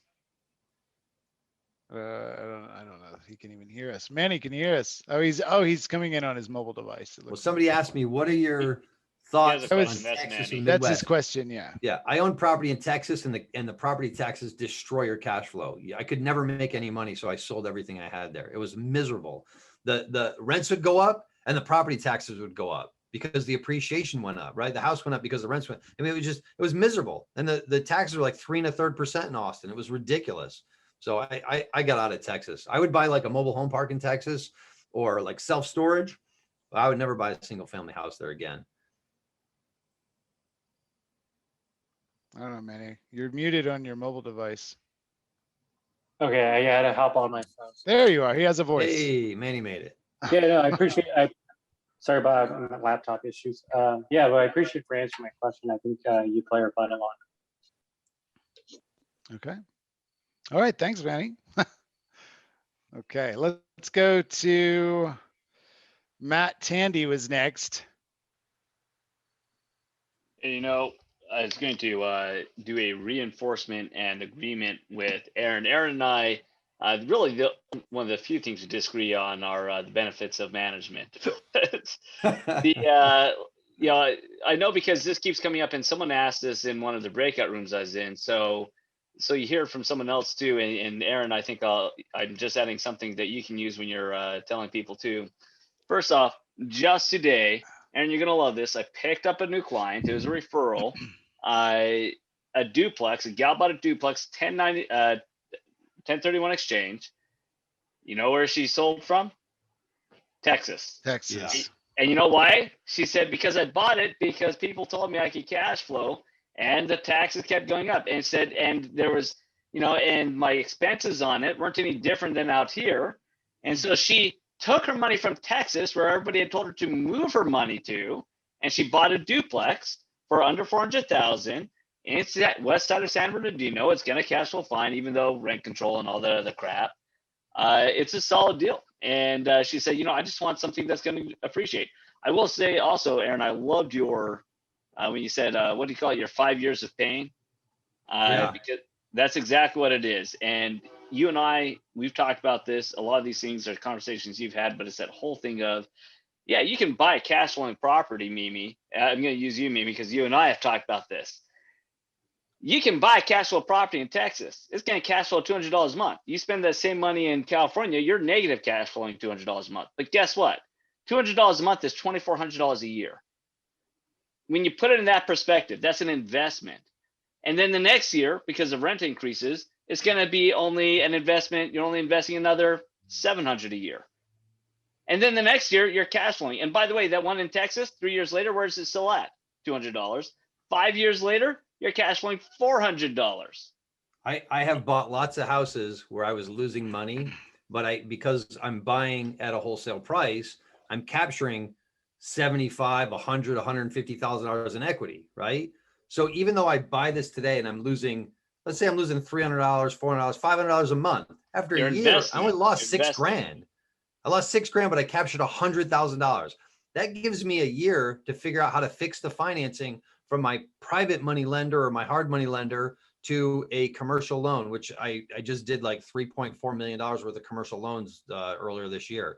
And I went from 7 to 10% down to 4.25 30-year fixed, right? So it just doesn't make any sense for me to look out of state. I like to say out of state is where wealthy Californians go to lose money. Okay, thank you, Matt. Andy, I'm going to go ahead and go over to you. Here you go, sir. Lisa asked, sorry, Andy, real quick. Yeah, Lisa's got a question too. Yeah, I'm doing one ADU now. I own, so there's a T intersection. I own the house here and I own the house here. This one went vacant. I'm converting that. I rented the house out and told them they don't get the garage. That garage is being converted to ADU now. When this house on the other side of the street goes vacant, then I'm going to re-rent the house and tell them you don't get the garage, and then I'll do that one as an ADU. So yeah, I am doing ADUs now. Mr. Teasley. Okay. First, I got to scold you, Aaron. You really should credit Jimmy when you talk about the 5 years of pain. I didn't know that he's the one who said that. Yeah. But I believe you because I have tons of his stuff at home and I listened to him many times. So he said you get a choice. You can do it when you're young and healthy or when you're old and stuck in the Medicare convalescent hospital. I was amazed that your first class that you attended was one step beyond, because that's an advanced class. Yeah, blame Jack Fullerton for that. Well, I said, Jack, what's this on the bottom of this pink postcard? Who are these people you keep promoting? He was like, oh, that's Pete Fortune. You got to go see them. I'm like, I'm not flying across country to go to this class. What are you talking about? He's like, go. I'll reimburse you if you don't like it. I told my wife, I'm getting a free trip to Florida, baby. Woo. And I went, I was like, that was fantastic. So the hotel, not good, but the class was great.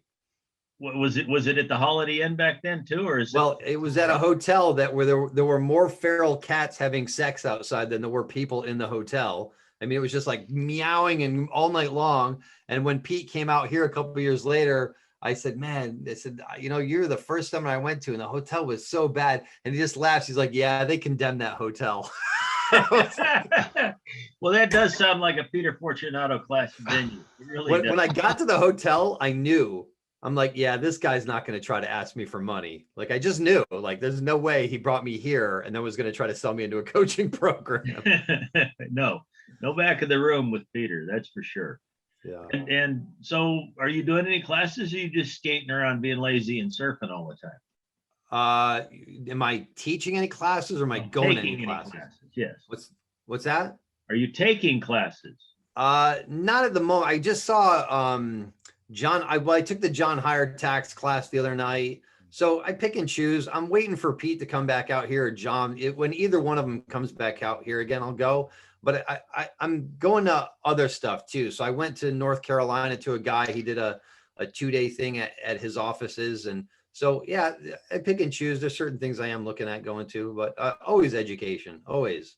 Well, Tampa's always fun, and we have a fun crowd. I'm going to be there for a week, of course. And I'm getting ready to take a month off. My acquisitions guy just quit. So I'm kind of winding things up here, and I'm going to my wife is leaving to Thailand on the 1st. So she'll be gone for 2 months. And then I'm leaving on the 16th. I'm just going to go stay at my beach house for the next 2 weeks. And then I'm going to leave on the 16th and go to New England for a month. So I'm not doing much right now. Daughter going with mom, or is she staying with you? No, I'm taking my daughter. Okay. Well, great. It's a nice thing when we get successful, we can spend time with our kids. So I guess you didn't read my post the other night on Facebook. No. Why? What was it? I said, maybe the best thing about children is that they grow up too fast. Well, I will say I've been a little disappointed with the COVID, because my daughter has moved back from living with my dad 5 nights a week, because he's a mile from UCR. So she's back here. It was kind of nice to have the house to just the wife and I, and really nice to have her hanging out with my dad, because, he's a typical stubborn, cheap old Irishman, and he stays in a free and clear 2,000 square foot house all by himself. So anyway, glad you could join us this month, Aaron. It's always fun to hear you. Yeah, thanks, Andy, for being here. Appreciate it. Thanks, Andy. All right. And by the way, Andy's going to be heading up the lounge session here. So if you guys want to chat a little bit with Aaron after, I'll be passing it over to Andy here in just a second. But let's go first to Samuel. Thank you. Hey, Aaron, how's it going?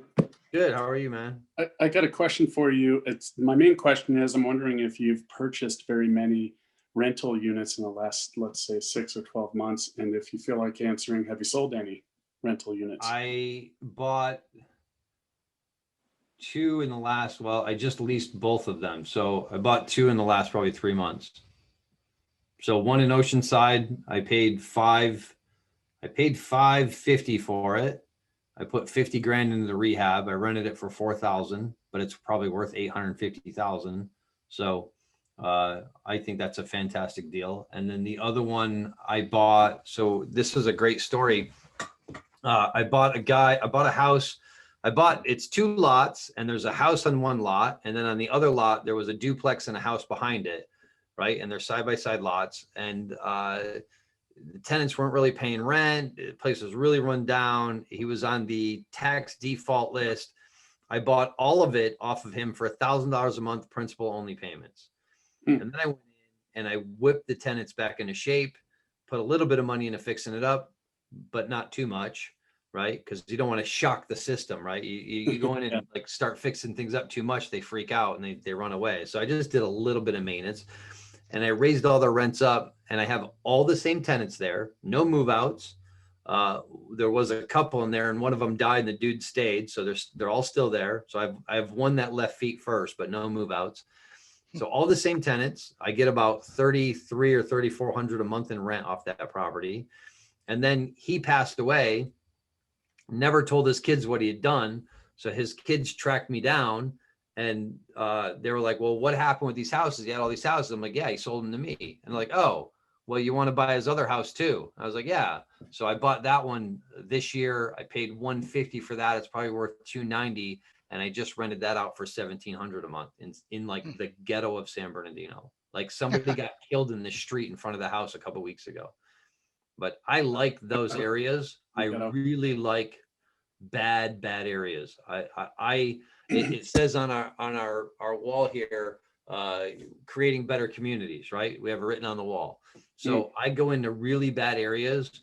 The gangbangers fear me because I buy the houses that they're in, and then I send their ass either north or east. They gotta, head out to Banning or Desert Hot Springs or Blythe, and Adelanto or Barstow, and because I buy up all the ghetto houses and I put people in there who they're good people, but they can't afford to live anywhere else. Right. So there's nothing wrong with them that they're in the ghetto. They just can't afford to go rent another better house. So we do a lot of screening here to look for the right people. And then we put good families into those formerly crack infested drug houses, fix them all up, make them really nice. And a lot of my portfolio consists of that, like former drug houses or, just slummy, crappy houses. So those work out sometimes. Yeah, I agree with that philosophy. And have you, did you get those, except for the one where the kids came to you, you got those from your wholesalers? No, I bought that a couple of years ago. The one he passed away, that was this year, but the other three were in past. I used to be a heavy marketer. I love marketing. Like I really like doing my own copywriting and putting together, like the idea that I can put words on paper that would, it would entice somebody to give me a lot of their money. Like that, to me is the most intriguing thing you can do. So I'm a big fan of studying copywriting and marketing. So I had mailed him a letter and he called me, and then we did the deal on a yellow piece of paper, just like this. We wrote it all out on the bed of my pickup truck in front of the house. And I took that yellow piece of paper and brought it to escrow, and we did that deal on that. So I didn't have a contract, and we just wrote, I said, okay, here's the address. Here's my name. Here's your name. I'm paying this much, and this is how we're going to structure the payments. And we just wrote it out on a yellow piece of paper, and he signed it and I signed it. I happen to have my contractor with me. I'm like, all right, let's just have him as a witness. I wrote witness and I had him sign it. Totally not necessary. I pulled out $100 bill. I always keep in my wallet right here, right in the front here. I keep a nice, crisp, folded up $100 bill because you never know when you're going to get a deal, right? You never know when a good deal is going to walk upon you. So I always keep a $100 bill right there, right? So if you mug me, you'll get at least $100 out of me, right? So I pulled that $100 bill out. I wrote on there $100 EMD cash paid outside of escrow. Wrote that on the yellow piece of paper, and we did that deal. And I still own those properties today. So cool. Because once you go to escrow, that kind of the contract there takes over anyway, right? Yeah. So they're going to write it. It's just a contract is nothing but instructions, right? They're going to tell escrow what to do. So they write it all up and they send it to him. And yeah, we did that deal. And so now I bought 4 houses off that guy, and cash flow is great. Good. And the second house, the last deal, that came with a fully paid for solar system on the roof and like 10 mature avocado trees. And I'm so stoked on that property, man. It's like super nice. So, cool. But I had to put like 40 grand into that. I wanted to make it really nice. Like I really go all out and make my houses super nice for my tenants. So like I have the jewels of the ghetto, right? Like I make really nice houses in bad areas of town because it kind of inspires some of the other neighbors to maybe clean up their yards a little bit and like, so. Okay. Push all those dirt bags to another city. Thanks, Samuel. And it looks like Courtney is back.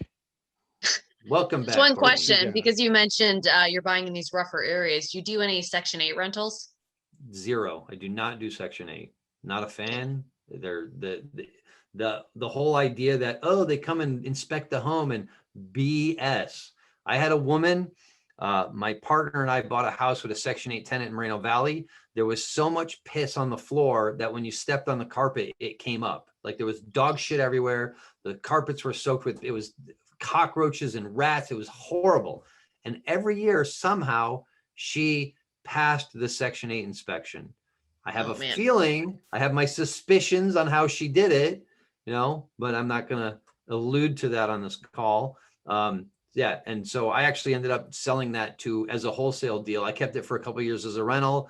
And then I sold it to my friend who has hundreds of rental properties in Moreno Valley. I sold it to him at a wholesale price. I'm like, I just don't want to deal with it. It's just too disgusting for me. So he bought it and kicked her out and fixed it up.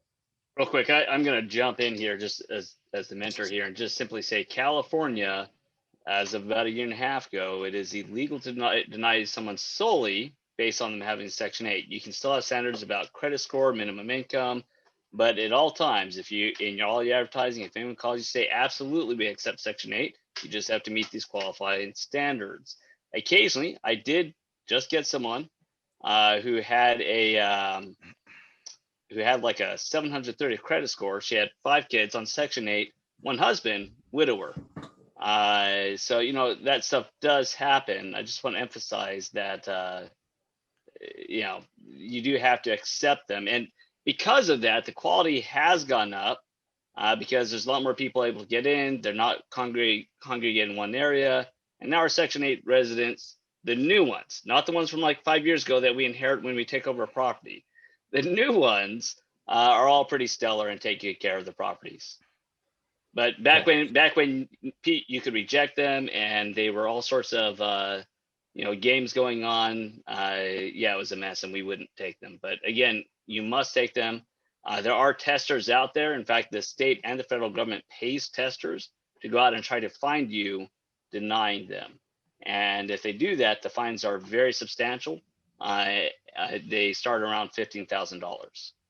So Matt, if all other criteria is equal, are you saying you have to accept a Section 8 tenant if there are other tenants of equivalent credit scores or? Yeah, so You basically can't, you just can't reject them because they're Section 8. I guess that's right. So I mean, that's essentially it, is that you can't reject them because they're Section 8. Now, sometimes Section 8 takes forever. So for instance, in our process, we simply say, look, we're happy to accept you. You know, the way this is going to work is that if you're already pre-approved for your Section 8 voucher and the Section 8 people can get out there quickly, then fantastic.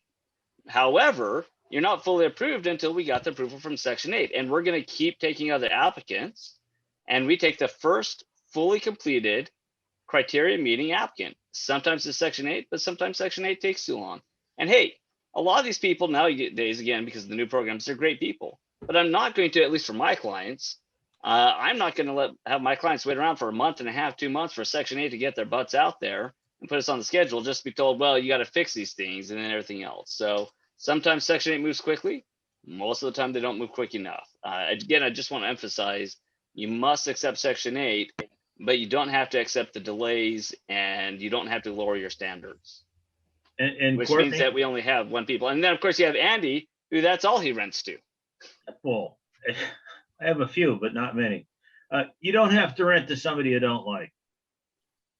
You can sit down with them, do your interview and say, you know, I really don't think you're going to be a match for me. I'm sorry. I disagree. That is, I've been through enough fair housing things, Andy. That is the #1 way to get your butt sued. In fact, I know 3 people just in the last 2 months that I've seen that got sued for doing exactly that. You cannot do that. Yeah, because why did you? Okay, #1 rule: California and every other state, you must put your criteria in writing for what qualifies for them. Okay. What's the credit score? What's the scoring system? Whatever it is. It's the same as EEO. It's the same as EEO. It must be fact-based. Yeah. So it can't be like, oh, I have to like how the inside of your car looks. That's not how that works. You must put it in writing. And it's the #1 way that landlords have gotten sued. And I've seen just last year, I saw a tenant. I call them a tenant when they're this kind of person. I call them residents when I like them. A tenant basically the landlord gave up the property to them due to a case that was 2 years ago. And all it was a discrimination case, really straightforward. And when they come to you, and this is important for everyone, when they come to you and they say, hey, we've got a fair housing complaint. So what happens is that they don't just say, let's look at this case. They will require, in every instance, the last 3 years of all data on all applications you have ever run in the last 3 years on all properties. And if you don't have that, then they're going to start taking some guesses and it works against you. So again, I just need to emphasize, you gotta be hard. You know, I could teach, in fact, I just came from a 2-day conference on property management for housing, things like that. In Dallas, and you know, stories were abounding of this kind of stuff. Everyone thinks they're clever until they get hit. You can be clever, just operate within the freaking law. You know, it's not that hard. Don't judge that. Don't say, oh, I just don't like you. Don't think you're a good fit. Well, maybe you don't know that they're gay, and they think that you're anti-gay. Well, But they're going to use it against you. That's easy for me. Hell, but anyway, you can not have somebody for a lot of reasons, and you don't have to take the first qualified unless they've changed that law now. I can take the best qualified, right? Yeah, as long as you define what best qualified is. So usually you're required to set a timeline if you're taking so the way it works is that, let's say that you want to take the best qualified, you say in the next week, meaning I'll take everybody in the next week. I'm going to review them.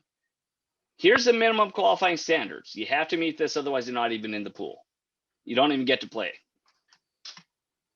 Then you say, after you meet the minimum, here's how I'm going to define who I consider the best. And you can say, based off of who makes the most money, based off of who has the highest credit score, or things like that. So you can do all sorts of variances, but you must state it in writing before you take the application. Otherwise, you're in clear violation of California law and federal law. So it's all about putting in writing. By the way, it just covers your butt, right? You're going to use the same standard anyway, right? I mean, it's not rocket science. If it's internal, it's not a big secret. You know how much time we save by putting that stuff up online, and we don't waste our time with tire kickers and other crap? Hey, here it is. And Scott asked, can it have a good vibe, aura, energy? No, but if you can quantify that into something quantify that falls under FHA standards. You have about half a milliwatt of aura energy. Yeah. You don't need it. I needed at least 3/4. As measured on this exact piece of equipment. So. Yeah. So I don't have vacancies very often. I don't have to worry about this crap. Yeah. And by the way, you know, let's be clear. Even if you don't want to have a manager, you can hire if you don't want to deal with criteria, hire a property manager or a real estate agent, although they never deal with the consequences of their actions. So that's usually not a good win. Hire a property manager, you know, hire me, hire someone else. We'll place a resident, and then you can take care of them for the life that you have them and do whatever you want with them. Yeah. But the point being, if you're not up to date on the laws, they are cracking down so hard on this right now in California. And I want to emphasize, the government has a program that pays people to go and secret shop you and get you to trip up. And the lawsuits on this are going through the roof in the last 2 years. Surprise, surprise, during COVID, a lot of people have time on their hands to go secret shop the evil landlord. Guys, I've seen so many people hurt on this in just the last 2 years, and despite me preaching against it for years. So I just want to emphasize, I hope that none of you end up as one of the stories that I end up telling in the future. Okay. Well, thank you, Matt, for the doom and gloom angle. Doom, gloom, doom! Put the flames up. Yeah. Yeah, I should have put that. So Aaron, before we switch over into the, I'm just about to make Andy the host here. I wanted to see what you told me a little bit about Flipstars. You've got the hat on. So before we end the regular meeting, tell us what you're working along those lines, and if someone wants to work with you, what should they be doing? You asking me about that, or just somebody want to work with me? Well, I mean, he does want a hat. He wants a hat. Look at his hair. It's a cool hat. Yeah. Oh, thanks. Thanks, Matt. So I do run I call it a mastermind. It is coaching. There's a bunch of people in it. It's super cool. Most everybody's in California except one guy who's from. I started it because I have a friend who had a situation where he needed to have long-term income, right? Because the family situation, he needed this. Like, he needed it very badly. So, we were in the Navy together 20 something years ago. And I was like, dude, you got to buy some rental properties to set your kids up for success because of your situation, right? You have to do this. So, he kind of, eventually he came around and said, yeah, I want to do it. So now he's got a couple rental properties going. And then my brother, same thing. My brother got caught up. My brother's a libertarian, right? So he was doing libertarian rallies in Boston, which is, Boston is a completely democratic state, not a good place. I mean, the Kennedys, the whole works, right? Not a good place to do libertarian rallies. Well, my brother was doing a rally at the same, he was filed the permit to do a rally at the same time that craziness happened in South Carolina, right? So they had the white supremacist dude murdered all those people, whatever. He drove his car into them and murdered people. So the mayor of Boston went on public TV and said my brother was a racist and a white supremacist. So my brother, who is not that at all, is suing the mayor of Boston for like $100 million right now, because my brother lost his security clearance with the government. He was a programmer for the government, lost his job, can't get a job in the industry anymore. So now he's an educated derelict. He's got his master's degree and he can't get a job. So I was like, dude, get into real estate. You can solve all your problems by getting into real estate. You don't have to worry about working for other people anymore. So things were going swimmingly well for him. But I always get people like, hey, I want to take you out for lunch. Like, I don't have time for lunch. It gets so, 24 hours goes by so fast. There's so little time in a day. I just don't have time for that. So I was like, look, and a lot of people are like, hey, can I pay you for consulting, for an hour of your time? Can I buy an hour of your time? So I started a Facebook group for these two guys. And then I started adding some people in, and then other people wanted, and I said, well, I'm going to monetize it. I'm not going to do it for free anymore. So I started monetizing it, and I let in, it's very small. There's maybe 30 or 40 people in there, and most of them are California. I think they're all California except the one guy. So I just show people every Monday night what I'm doing, and we go through stuff, and they'll ask me, hey, can you talk about this or that? So we do like an hour and a half every Monday night, and I think it's great. And I've partnered with people in there, and I've lent them money. And so it's not just like I'm showing them stuff and, like, good luck, have fun with it. I partner with people to do flips, and like I said, I've lent money and build a community. Deals off community. Of yeah, so it's great, and so I do that. You can always wholesale me a house. I'd love for you, I love buying wholesale deals. If you have a tough deal that you can't put together, but you think there's an opportunity there, I'm more than happy to help step in and fix that deal and still pay a wholesale fee, whatever's fair. I have no problem working with people and helping them do stuff, right? Because there's enough houses out there for anybody. If you have this scarcity mindset, go to Ontario Airport or whatever airport and go up in a plane and then look down, and when you see all those houses out there, ask yourself, how can I not get a deal out of one of those properties, right? Because I'm on a small list of wholesalers, and I'm seeing on average about 40 houses a month come through my email. And it's a small list. There's maybe 5 to 10 guys that are sending me deals that they're working on. So at 40, there's, somewhere between, a couple of houses each they're getting and wholesaling. So there's plenty of opportunity out there. So I don't mind. And in the chat, I got a lot of private chats going on here. I'm telling people what to do and what they should do. There's a lot of opportunity out there. So why not go get it? Like, why sit on your ass and be worried about like the whole Section 8 thing? Oh, I don't concern myself with it. Yeah, we don't ever say we don't take Section 8. I'm not dumb. I know the laws, right?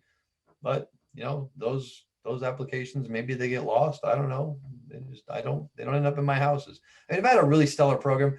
I get that some people on Section 8 need it, but the majority of them are abusing the system. And I'm not going to cater to those people. If they're legit, and I'll take them. And we have a very thorough screening process. I think the majority of people on Section 8 are gaming the system. They're just too damn lazy to jump through. And it's the same every single time. We don't change. It's the exact same screening process every single time. And it weeds out a lot of the lazy people and the fraudsters. And, we have a great system that I've been doing it for more than 15 years. It works very well. I've had 2 fair housing complaints this year, squashed them both over the phone, right? So it's never an issue where it ends up going to court or anything like that. Fair housing will call, say, hey, we got a complaint. all right, what's the complaint? We tell them, we give them everything, and they're like, oh yeah, okay, we get it. It's a joke. We're you know, so I play by the rules, right? So Aaron, how does someone get a hold of you if they want to join your group? I'm on Facebook. If you want to check it out, you can go to flipstars.com. I think I have a partner in there, just a behind the scenes guy, my implementer. So I you don't want to be successful in business. If you're an idea person, who has a hard time getting things done, then you should get a partner who's an implementer, right? If you're a person who can get shit done, but then sits around and can't think of what to do next, then you need to hire an idea person. You need to partner with that, right? I have an implementer because I think of lots of great things and I never get them done. So I have a guy that you'll never meet. He's behind the scenes unless you come to my, you know, sometimes we do these open houses at my rental or my any vacant property I have. We'll do like once a month. We try to do an event. And you should get on that list because they're free and I pay for everything, coffee, donuts, everything. And, you know, it's a great networking opportunity. The last one I did was in Oceanside. But you can go to flipstars.com. I think Bruce said he did a promo. So if you do /inland, it's a flat monthly fee. It's super affordable. You know, we don't do a $5,000 or $10,000, you know, upfront bullshit. Pay to play, right? So you want to join, pay, and then you don't want to join anymore, don't pay and quit. No big deal, right? So, you know, but if you're in there, I think, and you're struggling or you're stuck at this level, I think I can help you get further ahead, right? And there's tons of documents and all that shit in there. It's a Facebook group. But if you don't want to do that, that's cool. I don't care if you do or not, you know, like if you want to join, awesome. If you don't, I don't give a shit. But if you just want to, you know, bring me a deal, then hit me up on Facebook DMs, right? I don't need the coaching program. I make $1 million a year just in rent. I collect more than $1 million a year in rent. Okay. I don't need any of that shit. I do it to give people an opportunity, right? Like if you want it, it's there. If you want to just bring me a deal, if you got a deal that you're working on that you can't put it together, then just go and DM me. Say, hey, Aaron, I got a deal I'm working on. I'm stuck. I can't figure out. And I'll give you my best advice, or, you know, if it looks like it's a really killer deal, I'll jump in with you and maybe we can do a phone call and close them. I'm fine with that, but I want to make money, right? I'm not going to get a deal for you to go flip and be on your way. I got shit to do. And, you know, like I said, my goal in life is to do nothing, right? Like my why, like when I started really thinking about why I was in this business, I was in a condo in Maui looking at the ocean. And I was reading a book about, I think it was like it was either a Trump book or a not Trump the politician. It was a Trump the real estate guy book. Okay, pre-politics. So if you're not in that camp or whatever, don't tie me to that. It was just a real estate book. Okay, or it was like a Hilton book, but they were talking about how people live in hotels. And I was just like fascinated by that concept. I was like, man, people actually live in hotels? That's so dope, man. So I'm in this hotel in Maui. I'm thinking, I just want to live in a hotel because I don't want to own shit. I don't want to own junk and stuff. And like, I just want to wake up and go diving today or go fishing or go on a motorcycle ride around the island.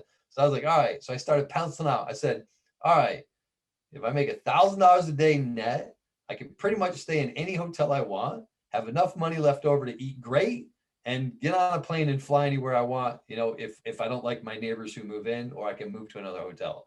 So I need to get $50,000 a month gross and then pay my taxes on that to be left with $31,000 a month, right? $1,000 a day. That was my goal.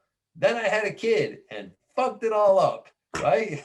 Can't live in a hotel with a kid. That doesn't work. So that is, well, you know, I got to you should get some vacation homes in Mexico. Well, I got to my 50. My buddy Chad lives in Colombia, and I'm like, that dude's killing it, right? So he just took I can hook you up with a hotel, or I can hook you up with. I'd like to buy a hotel. I want to be Mr. Roper. That's what I want to be. You remember Mr. Roper? Yeah. You know, got my 4 or 5 units. My crazy tenants just live there and stick my nose in their business all day. You'd look good in a flowered shirt and a leisure jacket. Yeah. Yeah. So I had a kid. I said, well, you know, what do I do now? I said, well, I might as well try for $83,000 a month in rent. And said, you hit that. I said, well, now try for $100,000 a month in rent. Like they just do it now for scoreboard, right? I mean, Once Yeah. you're game in the system, there's nothing else. Like if you're beating the team, you only got to beat them by 1 point. Why are you you're playing basketball? Why you need 120 points and they got 80, right? That's when you're supposed to start putting in your B guys and let them get some time on the court. But Yeah, Bill Tan just said you look like Don Knotts. I don't mind. I grew up with Three's Company. I love that show. Bill's been uncharacteristically quiet tonight too. But well, I'm sure he'll pop up here in a second. So Aaron, thank you so much. It was great to talk to you. Great to get to know a little bit more. I don't know why you and I haven't really crossed paths that much, oddly. But I'm sure we will a lot more now. So thanks for taking the time. There's a lot of good stuff here, and I'm sure a lot of good info especially for some of the people getting started. Thanks for sharing some of your background and your knowledge. And that's what we're here for, is to share and help others. And I'm sure you inspired some other people here. They're going to take some more steps. If you feel like you're going to take some new steps tonight because of some of the stuff you heard from Aaron, please give a little thumbs up there. Maybe wave in the camera if you know how to use the thumbs up button. There we go. All right. You never know. And take action. Do it. You never know who actually. Yeah. And you look back and be like, oh, I'm glad I did it. Now I'm done. Now I can go do whatever I want. Take the action now. Just get it done.